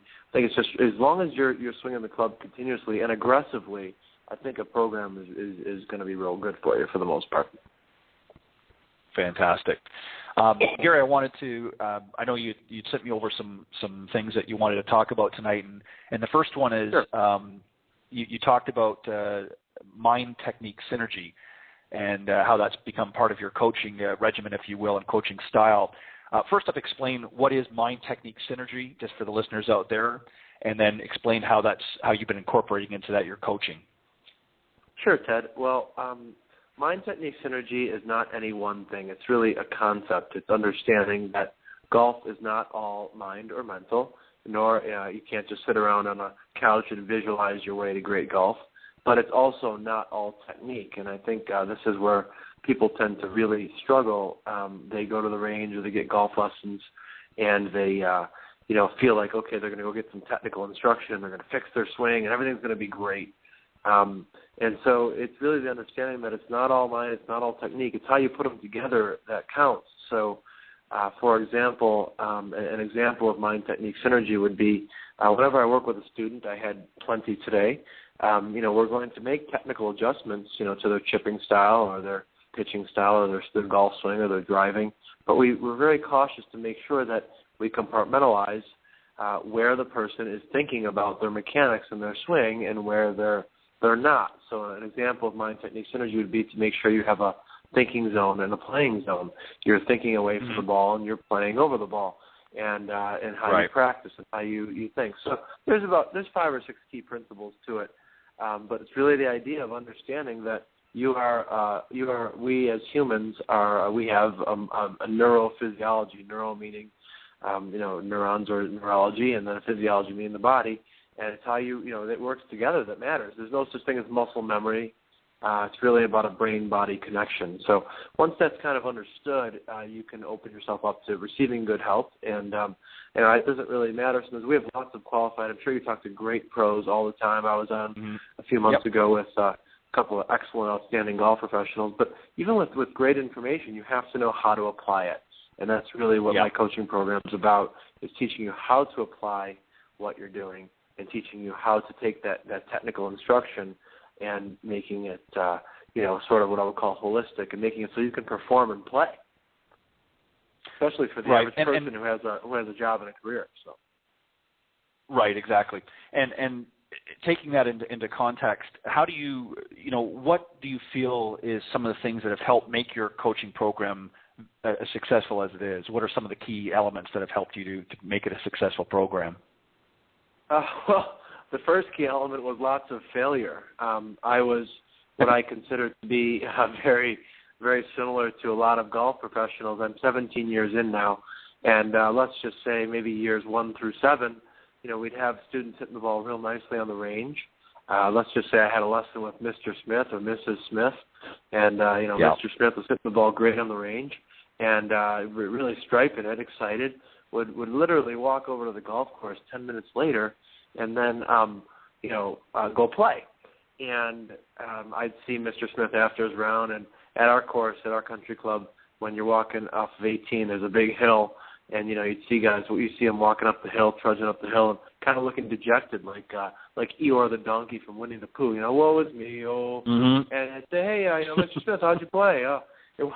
I don't know, it wasn't good today. Oh, how's that possible? You were striping it on the range, we were doing so well, or you're chipping the ball well, or whatever it would be we worked on. I don't know, I can't get it from the range to the course. And so I heard that a lot, and partly in the desire to grow my business, and mostly in the desire to help other people and really find a better way, I spent some time really analyzing what people do when they play well and what they don't do when they play well, what I do when I play well, what I don't do. And then I also consulted with some performance experts and some brain experts. And, over the course of the next 5 to 7 to 10 years, you evolve, and you is anything ever perfected? I don't know, but you get close to what you think is perfecting your program. And so I really identified the factors, I believe, that, hurt performance, hurt people, where the traditional golf lesson is, in my estimation, flawed, in my opinion, and really tackled those and started a coaching program around that. And so I do lessons. I do, one lesson here, one lesson there for a person or a package, but 75% of what I'm doing now is a coaching program where people are in more of a continuity model, and we identify for them, we get them to understand, why the traditional golf session of just going on the range and doing something over and over is flawed, and how we can bridge the gap to the range and the course without them having to, without them having to tax themselves with buckets and buckets of balls. So we kind of take a different approach to more of a learning-based approach and mentality. And that's what the coaching program is based upon. Well, and that raises a valid point, because, we've talked on the program, or actually I've talked on the program before. There was an article that I talked about in one of the segments I did probably a little over a month ago now, I guess, and it talked about the decline in golf. And one of the key factors, most people, of course, think it's because of the economy and monetary reasons, but certainly that adds to it. But really, the number one issue right now that there has been such a decline is because of time. A lot of people don't have time. Most people don't have time to go hit buckets and buckets. They're not, the pros certainly have that luxury and that ability to do so, but the average amateur out there, can't afford to spend an hour or 2 hours on the range a couple times a week, let alone once a week. So we have to adapt our training philosophies, if you will, and or coaching philosophies in order to be able to handle an ever-changing demographics. So that's a great point. But you said something in the very beginning of the segment that opened up that really kind of caught my ear, and I think this is so important, is the fact that you said in the beginning you failed. and I think that's something that has really been missing in society today. Is for some reason there is a paramount shift, if you will, that it's not a good thing to fail. Where really it's the contrary. That's how we learn, by our failures. Right. So you raised a valid point, and I'm giving you kudos for that, and congratulations for acknowledging and admitting that, because unfortunately a lot of people today don't want to admit that they fail, and we're all embarrassed, of course, from that. But that's a key thing in really becoming a good instructor, is learning from your own failures and then being able to adapt it in your programs. Yes, I agree completely. I've had many. I don't know. I call it failing forward. You fail forward. You learn, you adapt, you grow, you respond, and I try to encourage students to do the same. I think that there's so many things that go on in society now. With instant gratification is a little more popular too in our psyche. Yep. We have lots of marketing messages that teach us and coach us to, you do this, 1 minute a day, 7 minutes a day, and you're going to have the abs of steel, all those things. And what ends up happening, I think, is even on like something like Facebook, if I spend too much time on there, even whether it's on golf professional forums or anything, I find myself feeling like, ooh, what am I doing wrong? Like something's wrong, because everybody's always painting this great picture of their happy life and wonderful children and their great golf scores and all this stuff, and really, in reality, that's not. I don't think it's an accurate depiction. So we have a lot of factors working against us, and whether it be marketing or things we see in messages, and we're not conditioned to learn to fail forward, and that applies to golf instructors, it applies to students, it applies to people in different industries, and I think it's a big challenge for us, and it does hurt the game. There's many factors that hurt the game, but we can discuss that as we go. Yeah, exactly. And just for you listeners out there, because it brought to mind a very great book. It's not a golf book, but on topic. If you want to know a little bit more about failing forward, John Maxwell has a great book called Failing Forward. John Maxwell has a number of great books out there, but if you want to understand a little bit more what it means to fail forward, pick up yourself a copy of John Maxwell's book. I've read it a number of times, and you're exactly right, Gary. It's a great way to understand that, and failing is not a bad thing. As long as you learn from it and as long as you continue to move forward with the lessons that you've learned. But I want to ask you, we're going to talk a little bit more, of course, about the coaching side of things, but also, because I know there's some other things in here as well, you are involved, of course, with the USA Junior National Team. Tell the listeners a little bit about your connection there. Sure. This is a super fabulous program. It began in Texas. Tom Relf is the national director of the program, and he started it down at Briggs Ranch, which is a facility in Texas, and he's grown the program now to the point where they have, it really wouldn't be the correct word to say affiliate programs because we're all connected, but there's different locations around the country, and he's both found and attracted approximately 15 of us now who have programs around the country at, let's call it the local level. So I have one in the Buffalo, New York area, and they're all around. And really the leading name that most of the listeners would recognize right now is Annika Sorenstam. She is starting a program under Tom's direction. And basically the United States Junior National Team program is there's a curriculum and there's checkpoints and things you have to satisfy. But they don't tell you what to teach. They trust that it's just a holistic program where there's a fitness element, a mental element, and a technique element, and you merge it together, which is exactly what I do. And and so what we're really looking to do is find interested. It's a developmental program for interested young youth. There's 5 different levels. It starts all the way down at level 1, and then it goes all the way up to what's called the elite level, with future stars and pre-elite and developmental level 2 in between. So kids can start young. They can start at 16. They can start at 8. Really, it's just if you're able and interested, you can be involved with the program. And it's I believe it's a 6 to 8 month program minimum. It's designed to be year round if you can do it. But I believe it's a 6 to 8 month program minimum, and it's just you build, and you develop, and you go at a pace that works for the class, And, in one session, the kids will be doing some fitness work. In another session, they'll be doing some mind training. In another session, you'll be on the course. In another session, you'll be doing, range work. So it's a really, really great program, and it's designed to have kids, the ones that really flourish and succeed, then can go play in national tournaments, also international tournaments. There's events going to be held in Scotland with the USA national team versus the Scottish team. So once you get to that elite level, you can compete and participate.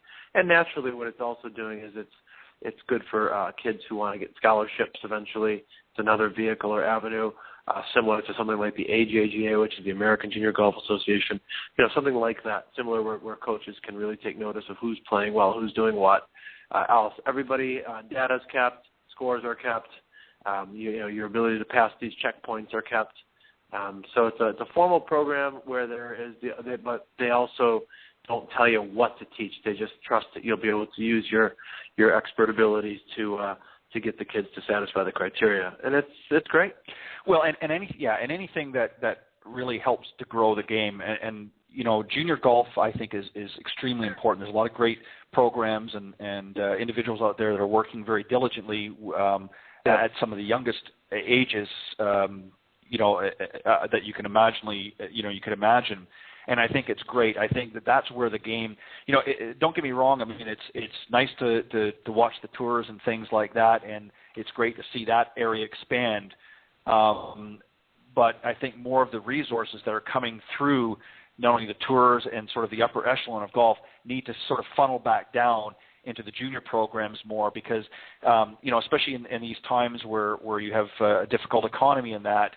A lot of programs get cut. A lot of individuals are tightening their belt. So I think anything that we can do, to keep the kids interested and keep them involved and make it affordable for them to be involved is a great thing. And this sounds like a great program to get the youngsters involved in golf.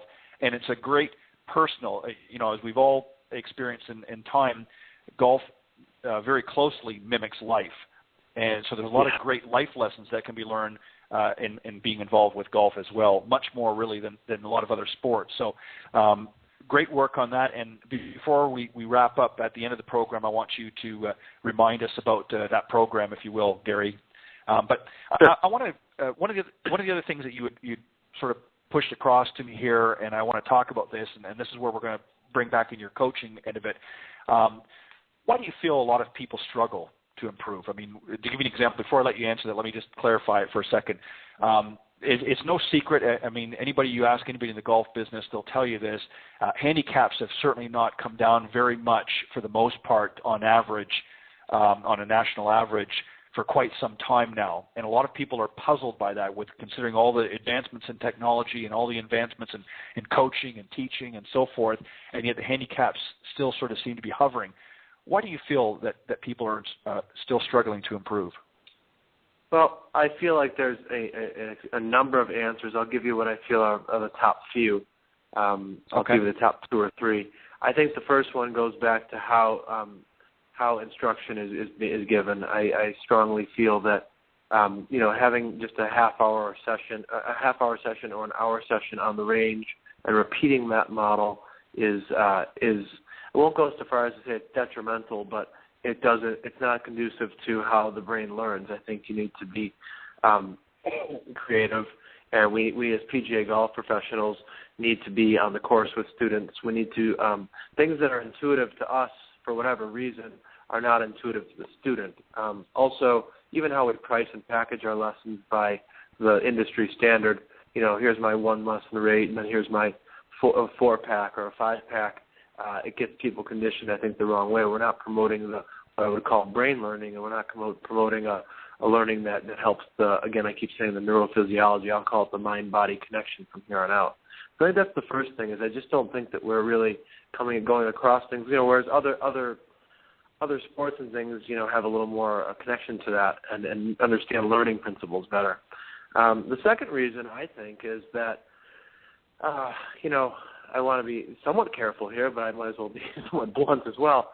I think the club companies spend a lot of money convincing the average golfer that it's clubs, convincing the average golfer that it's the ball, convincing the average golfer that you just throw your dollars at this and all your issues are going to go away, or a lot of them. And they show these tour pros with they pay them a lot of money, and they show these powerful commercials, like the slow-mo power look with the lightning in the background and the cool colors, and it makes it moves the needle on your emotions. And yes, right. Clubs definitely have a place in the game, but it's not anywhere near the level that you're trying to be convinced. And I understand there's a retail side. I sell golf too. I sell golf instruction, but I think that there's a strong connection to that golf swing information, and we're not addressing the person as a whole.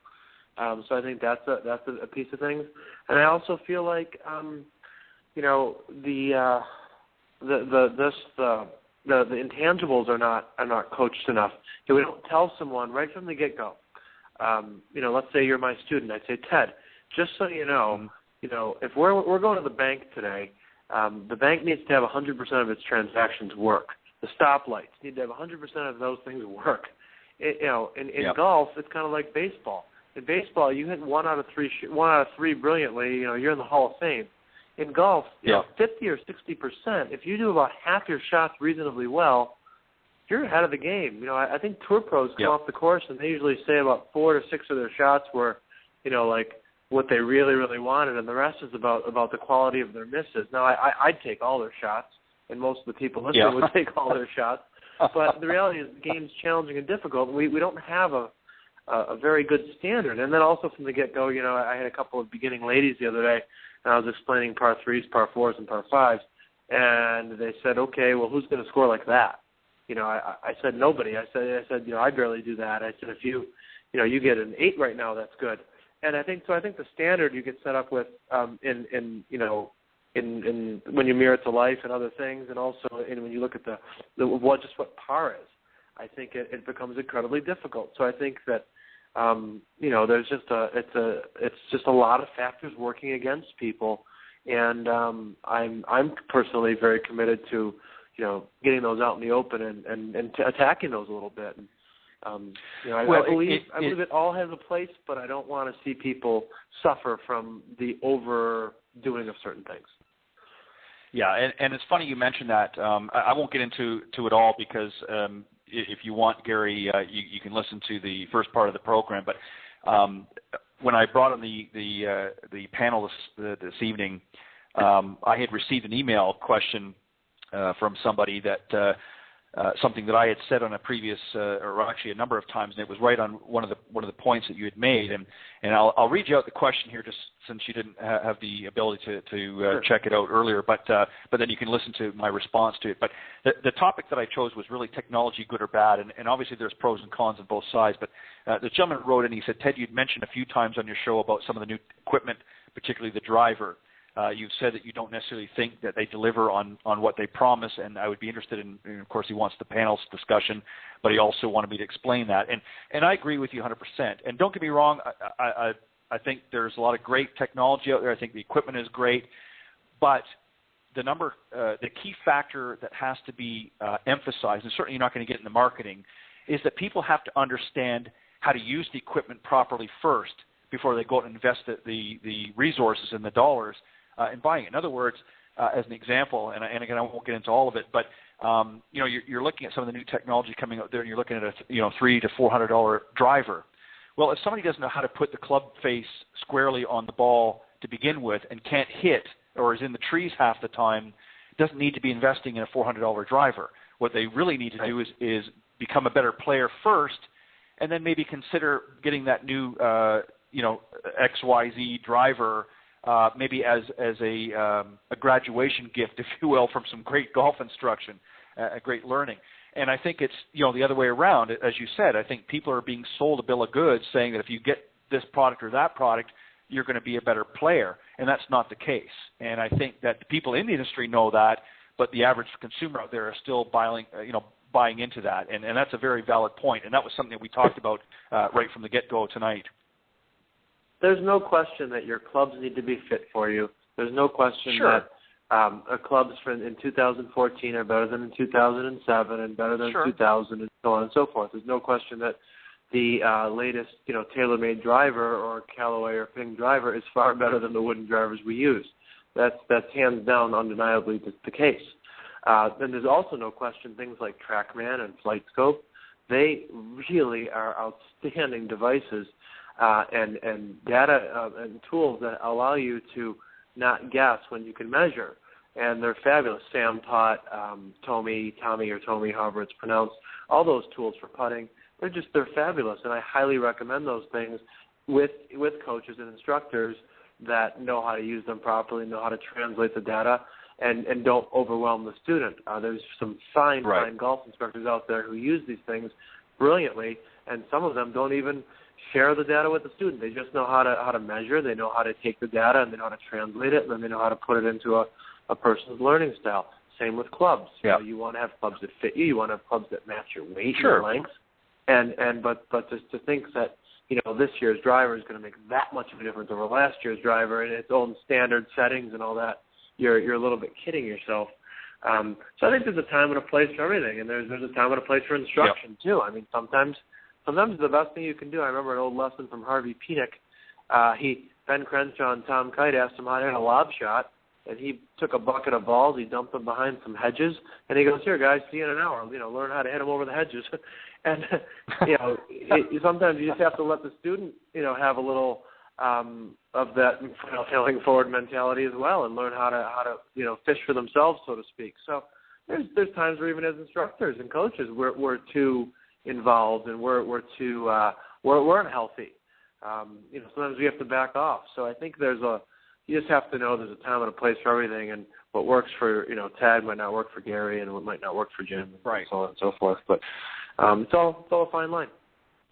Yeah, I think that one of the things too that is lacking, and again, this is not to knock anybody in the business, but there has to be a certain amount of creativity on the student's part. Just like what the example you gave with Harvey Penick, with Tom Kite and Ben Crenshaw. Sometimes you have to ignite that creativity within a person. In fact, if you look back in history at some of the best players, it was their creativity and it was not necessarily the fact that they were the best ball striker or so forth. It was their ability to handle certain situations, and it was their ability to think on their feet, if you will. And that's where learning from your mistakes, failing forward, as you said earlier, learning from your past mistakes, and then using that knowledge to then allow yourself to move forward with your game. And if you look back at some of the best players that have ever played this game, they were not necessarily the best ball strikers or even the most consistent ball strikers. They knew how to manage their game. They knew how to handle certain situations through trial and error and through experimentation. And I think sometimes, the industry seems to be in the pursuit of the perfect swing. And so, the only perfect swing out there is and I've joked about this before, but is with something like Iron Byron that is going to repeat the same thing time and time again. But there is really no perfect swing, because what might work for you might not work for me, and so on and so forth. So, these are things that we have to, in the golf business, that we have to learn to be open and discuss, amongst ourselves, and then be able to relay it to our students. So some great points that you raised there, Gary. I agree wholeheartedly. Sorry, go ahead. I just wanted to add one thing, too. You're entirely correct, and this is where I think there's a strong disconnect between the golf professionals and the amateur. And when I say amateur, I'd like to make a distinction. I'm not talking about the college amateur who might turn pro one day. I'm talking about the average guy who's between and woman, who's between a 12 and a 35 handicap, who plays bogey, double bogey golf at best, and plays once a week or twice a week, or maybe belongs to a club and plays 3-4 times a week. But talking about the average person, not the overly blessed, overly talented, person who's done this for 100,000 hours all their life.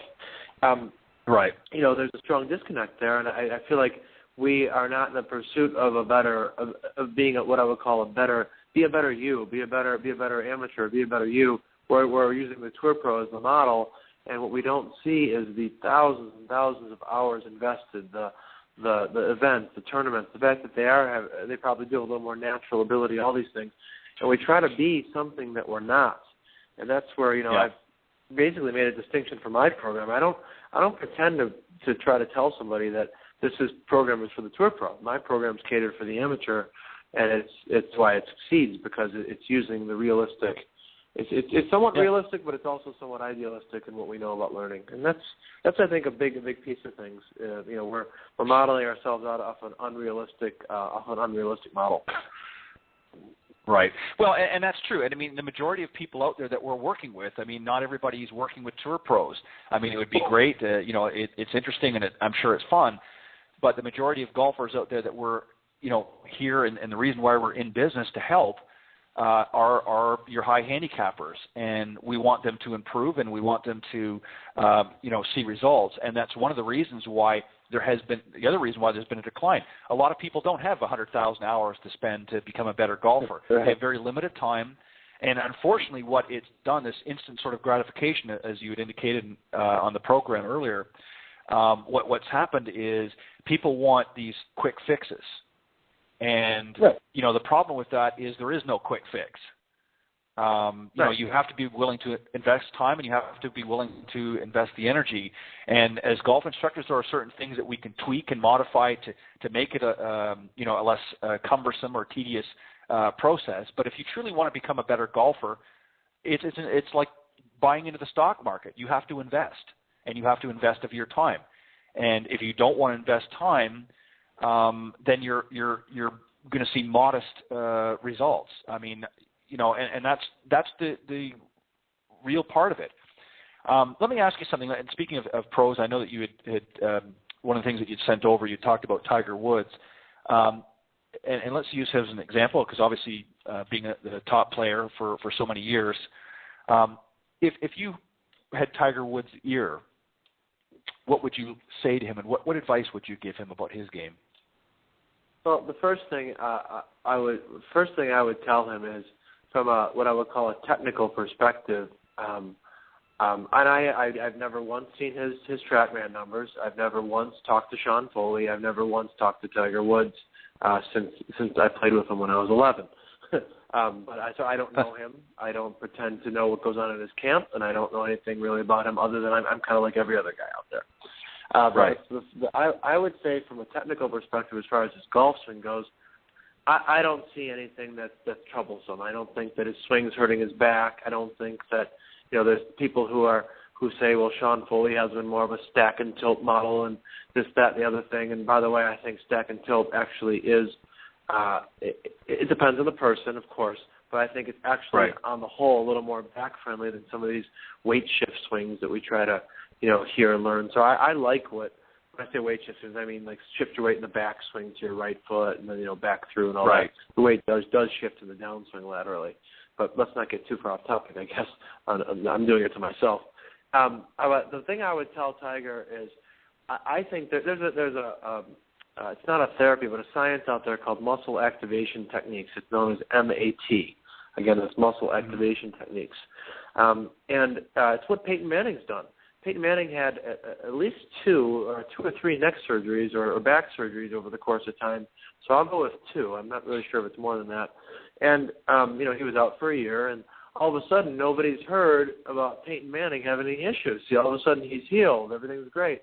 And what Peyton Manning's done over the course of, let's go with about a 2-year period, give or take, is he started to work with a gentleman named Greg Roscoff, who is a muscle activation specialist, muscle and joint mechanics specialist, and the science he is working on is called MAT, muscle activation techniques. And the long and short of it is that whether it's through traumatic events, or it could be as simple as your shoes don't work right for you or anything, your muscles shut down. It could be in your feet, it could be in your back, it could be in your shoulders, it could be anywhere. And muscles control joints. They actually move the joints. So that's really their main function in the body. So the long and short of it is, if the muscle doesn't work properly, stress or pressures go to the joints. So my theory is, and again, I can't prove this, but this is a strong opinion. My theory is that Tiger's training regimen over time has shut down muscles, and then there's been pressure, unduly on his joints. You can go to a chiropractor all you want, but if the muscles aren't going to support the spine or aren't going to support the the hips or anything like that, you're going to get out of line and then you're going to have pressure on the nerves. So I don't think he's gone, to the best of my knowledge, I don't think he's attacked the causes enough. So I would recommend for him to do this MAT therapy because the muscles he's probably, for lack of a better way to put it, beaten up or shut down need to be reactivated. And, so someone like Peyton Manning now, for example, he not only went through the initial therapy to get things better, but then he gets continual therapy. I mean, you get whacked around on Sunday and hit a bunch of times playing football, you have to get continual therapy. But it's becoming popular in the college ranks. It's becoming popular in the NFL. And I'm hoping that it becomes popular for the average everyday person because I believe it's as far back in the cause chain of cause and effect that you can get, and it helps. And I believe in chiropractic. I believe in functional fitness. I believe in all these things. But the reality is if you don't have the muscles working, the rest doesn't work around it, and these other therapies, I believe, won't be as effective. So that's what I would recommend for Tiger to do. And also, I just think he's of the age where, certain exercises and certain things, I can't say which, but they can be tested by people, aren't good for him anymore. I think when you get to 37, 38 or whatever, some people can lift all the way into their 60s and 70s, but I think he probably needs to lessen the weight slightly, focus on isolated movements more, and just figure out these multi-joint movements I think are probably causing him some challenge, along with running and Navy SEAL training and everything else. But ultimately the muscles have to work again. That's my belief system, and that's what I would tell him. I think he's doing everything else probably just fine. I'm sure Sean Foley's taking care of him just fine and everything else he does. So I'm sure he's in good hands there. But and that's a great statement to make because really a lot of the whether it be on the Golf Channel or some of the other media, everybody sort of picked apart the swing, and it's not the same as the one in 2000. It's not the same in such and such, and they've gone through it. But really, you raise a lot of valid points, and as we age, our bodies change, and our abilities change, and certainly Tiger is still in great shape. But you have to adapt to the way your body changes. And I think sometimes what might have worked in your 20s may not necessarily work in your late 30s or early 40s. And as I've now approached my 50s, I can't certainly do some of the things that I once did as effectively. I'm in pretty good shape, and I'm 6'4" and about 200 plus pounds. So, but your body changes, and that's something I'm sure that Tiger has looked at a lot of different things. But you could very well be right. That's maybe an area that he has to maybe take a further look at. And that's some great advice. It's different than what the norm has been in the industry, and I appreciate you throwing that out there. Gary, what I'd like to do is we've just got a few more minutes here. It's hard to believe this time just flies by when you're doing this program. Yes. But what I'd like you to do is just to number one, we'll let the people know how they can get a hold of you if they want, but also just remind everybody about the junior national team, the program that's involved there. Just remind everybody about that, and then let the listeners know how they can get a hold of you and a little bit more information on if they want to get in touch with you and some of the things that you offer. Sure. Well, in no particular order, the United States Junior Golf Team you can just find by Googling United States Junior Golf Team. I believe the website is usajuniorgolf.com. So again, that's usajrgolf.com. It's not junior spelled out. So usajrgolf.com. That'll give some insight. If any golf professionals are listening, you can contact Tom Relf, R-E-L-F. He's the national director, and then I'd be happy to answer any questions for parents or refer. It's a fabulous program. As far as getting a hold of me, I will be happy to give it. Is it okay to give out my email? You can give out anything you want. Sure. Okay. Well, I have a variety of websites, but I'll start with my email. Email is Gary@GaryOcchinoGolf.com. That's Occhino is spelled O-C-C-H-I-N-O. So Gary@GaryOcchinoGolf.com. Websites where people can learn more about me is GaryOcchinoGolf.com. I also have PlayGolfLikeThePros.com, where I've actually been fortunate enough to have a #1 bestseller on Amazon in the Kindle version. So I have a free copy of my book available for people there. And the book, as an example, is a good starter understanding for my my style. I tell it like it is. I'm not afraid to just say, look, you need to be doing your mind and your technique together. And if you're not interested in that, I also have golf swing stuff. I have a website called SamuraiGolfSwing.com, which has how to fix your hook, how to fix your slice, how to get consistency in your golf swing. So I have things for everybody. I understand that not everybody's going to completely be on board with the mind technique synergy side, so I try to service even those who don't quite agree with that. I do lots of events around the country, usually about 5 or 6 a year, so you can certainly contact me about that or look on the website, and I'm available to anybody. So happy to just help and Perfect. Well, feel like there's a better way out there. I agree. And Gary, I want to thank you for coming on Golf Talk Live. I appreciate you coming on and sharing some insight and thoughts on that with my listeners. I know that they'll enjoy that. And keep doing what you're doing. I think that the more that we can do as a group in this profession to help not only grow the game, but make it a more enjoyable game, for the average person out there, because that's really what it's about. I mean, I believe much the same as you do. I always like to learn something new, and that's something that this program has helped me to do in my teaching and my golf abilities. Is I always feel like I like to learn something from others in the business, and some obviously has been good and some has been not so good, but for the most part it's been a pleasant experience. But what I try to do is with this program is really to bring a sort of fresh perspective, if you will. I mean, it's great, like you, I mean, I'm certainly on the different social media, but I'm not there all the time. I like to think that I have a life besides that. But I wanted to be able to create this program as a way to share our combined knowledge, not only with each other in the golf business, but also with the amateurs out there, because I think there's so much information that's come out there about different techniques and about different theories that it's much like everything else in the world, that it's information overload. And I want to be able to bring a way for people to process this information and sort of pick and choose what the direction they feel that is best for them, because everybody is different, everybody's unique, and we can't treat everybody the same and just sort of lump them all into one category. So I think it's great, and that's one of the things I've tried to do with this program is bring a well-rounded perspective from a bunch of different professionals such as yourself. So Gary, I want to thank you for coming on again, Golf Talk Live, and I'll read those websites out again one more time when I close up the program. But I appreciate you coming on, and I'm not sure, Gary, if you've signed up for any more, but I would certainly love to have you back on the Coach's Corner panel again anytime you want. I'd be honored to do that. I thank you, Ted. I thank you for bringing that fresh perspective, for your preparation and the diversity you bring to the program each week. And I also would like to just thank the listeners, because if you're listening, it means you're passionate and interested in the game, and I applaud you for that. And my best advice to everybody is just learn the laws of what makes the ball fly, learn the science of it a little bit, and then understand how it applies to you, and then we can all help you with that. And you won't be as lost with all the conflicting information. But I appreciate everything very much, and thank you so much, Ted. All right, Gary, you have a great evening, and have a fantastic Memorial weekend. Thank you kindly. Have a good evening. Thank you. All right. You too. Thank you.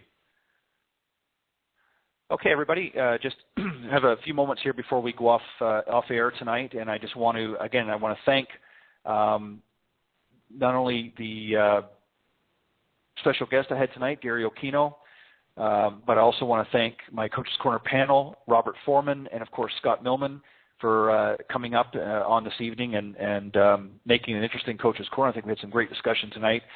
And I want to thank, of course, Gary Occhino, my guest, who we've just wrapped up with. And you can get in touch with Gary if you want at his websites.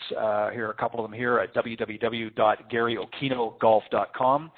Or you can also visit www.playgolflikethepros.com. And as you mentioned, at Amazon.com and Kindle, you can get copies of that, an ebook version, and you can get some information through that website as well. And I'm sure on GaryOcchinoGolf.com. Great fresh perspective to the game, and appreciate Gary coming on and sharing those thoughts with us tonight. Don't forget, as I said, every Thursday evening at 6 p.m. Central Standard Time, you can tune into Golf Talk Live here on blogtalkradio.com network. And I want to thank, and there's my partner in crime reminding me that the show is getting ready to end. So I want to very quickly thank all of my listeners around the world for faithfully tuning in each and every week to Golf Talk Live. I certainly have the pleasure of having a number of highly talented coaches and teaching professionals, authors, and entrepreneurs for stopping by. I want to thank all of you. And it's through their participation and guest appearances that have helped make Golf Talk Live a first-class show.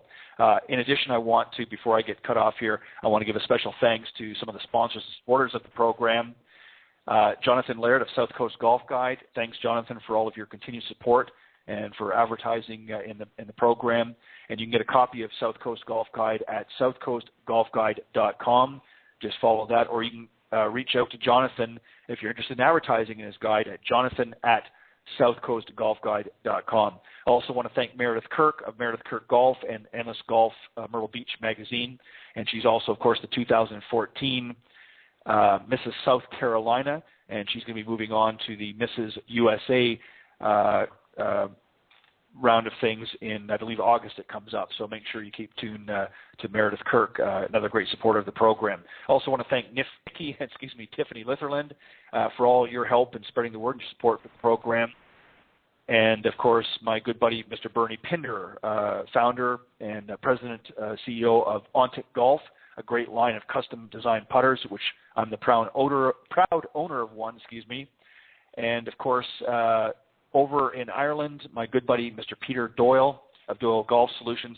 Thank you, Peter, for all of your continued support and well wishes. I appreciate that as well. Again, let me thank my guest panel tonight, Mr. Robert Forman and Scott Millman, for stepping up and being on the Coach's Corner, and, of course, my very special guest, Gary Occhino. Thanks, guys, for stopping by Golf Talk Live.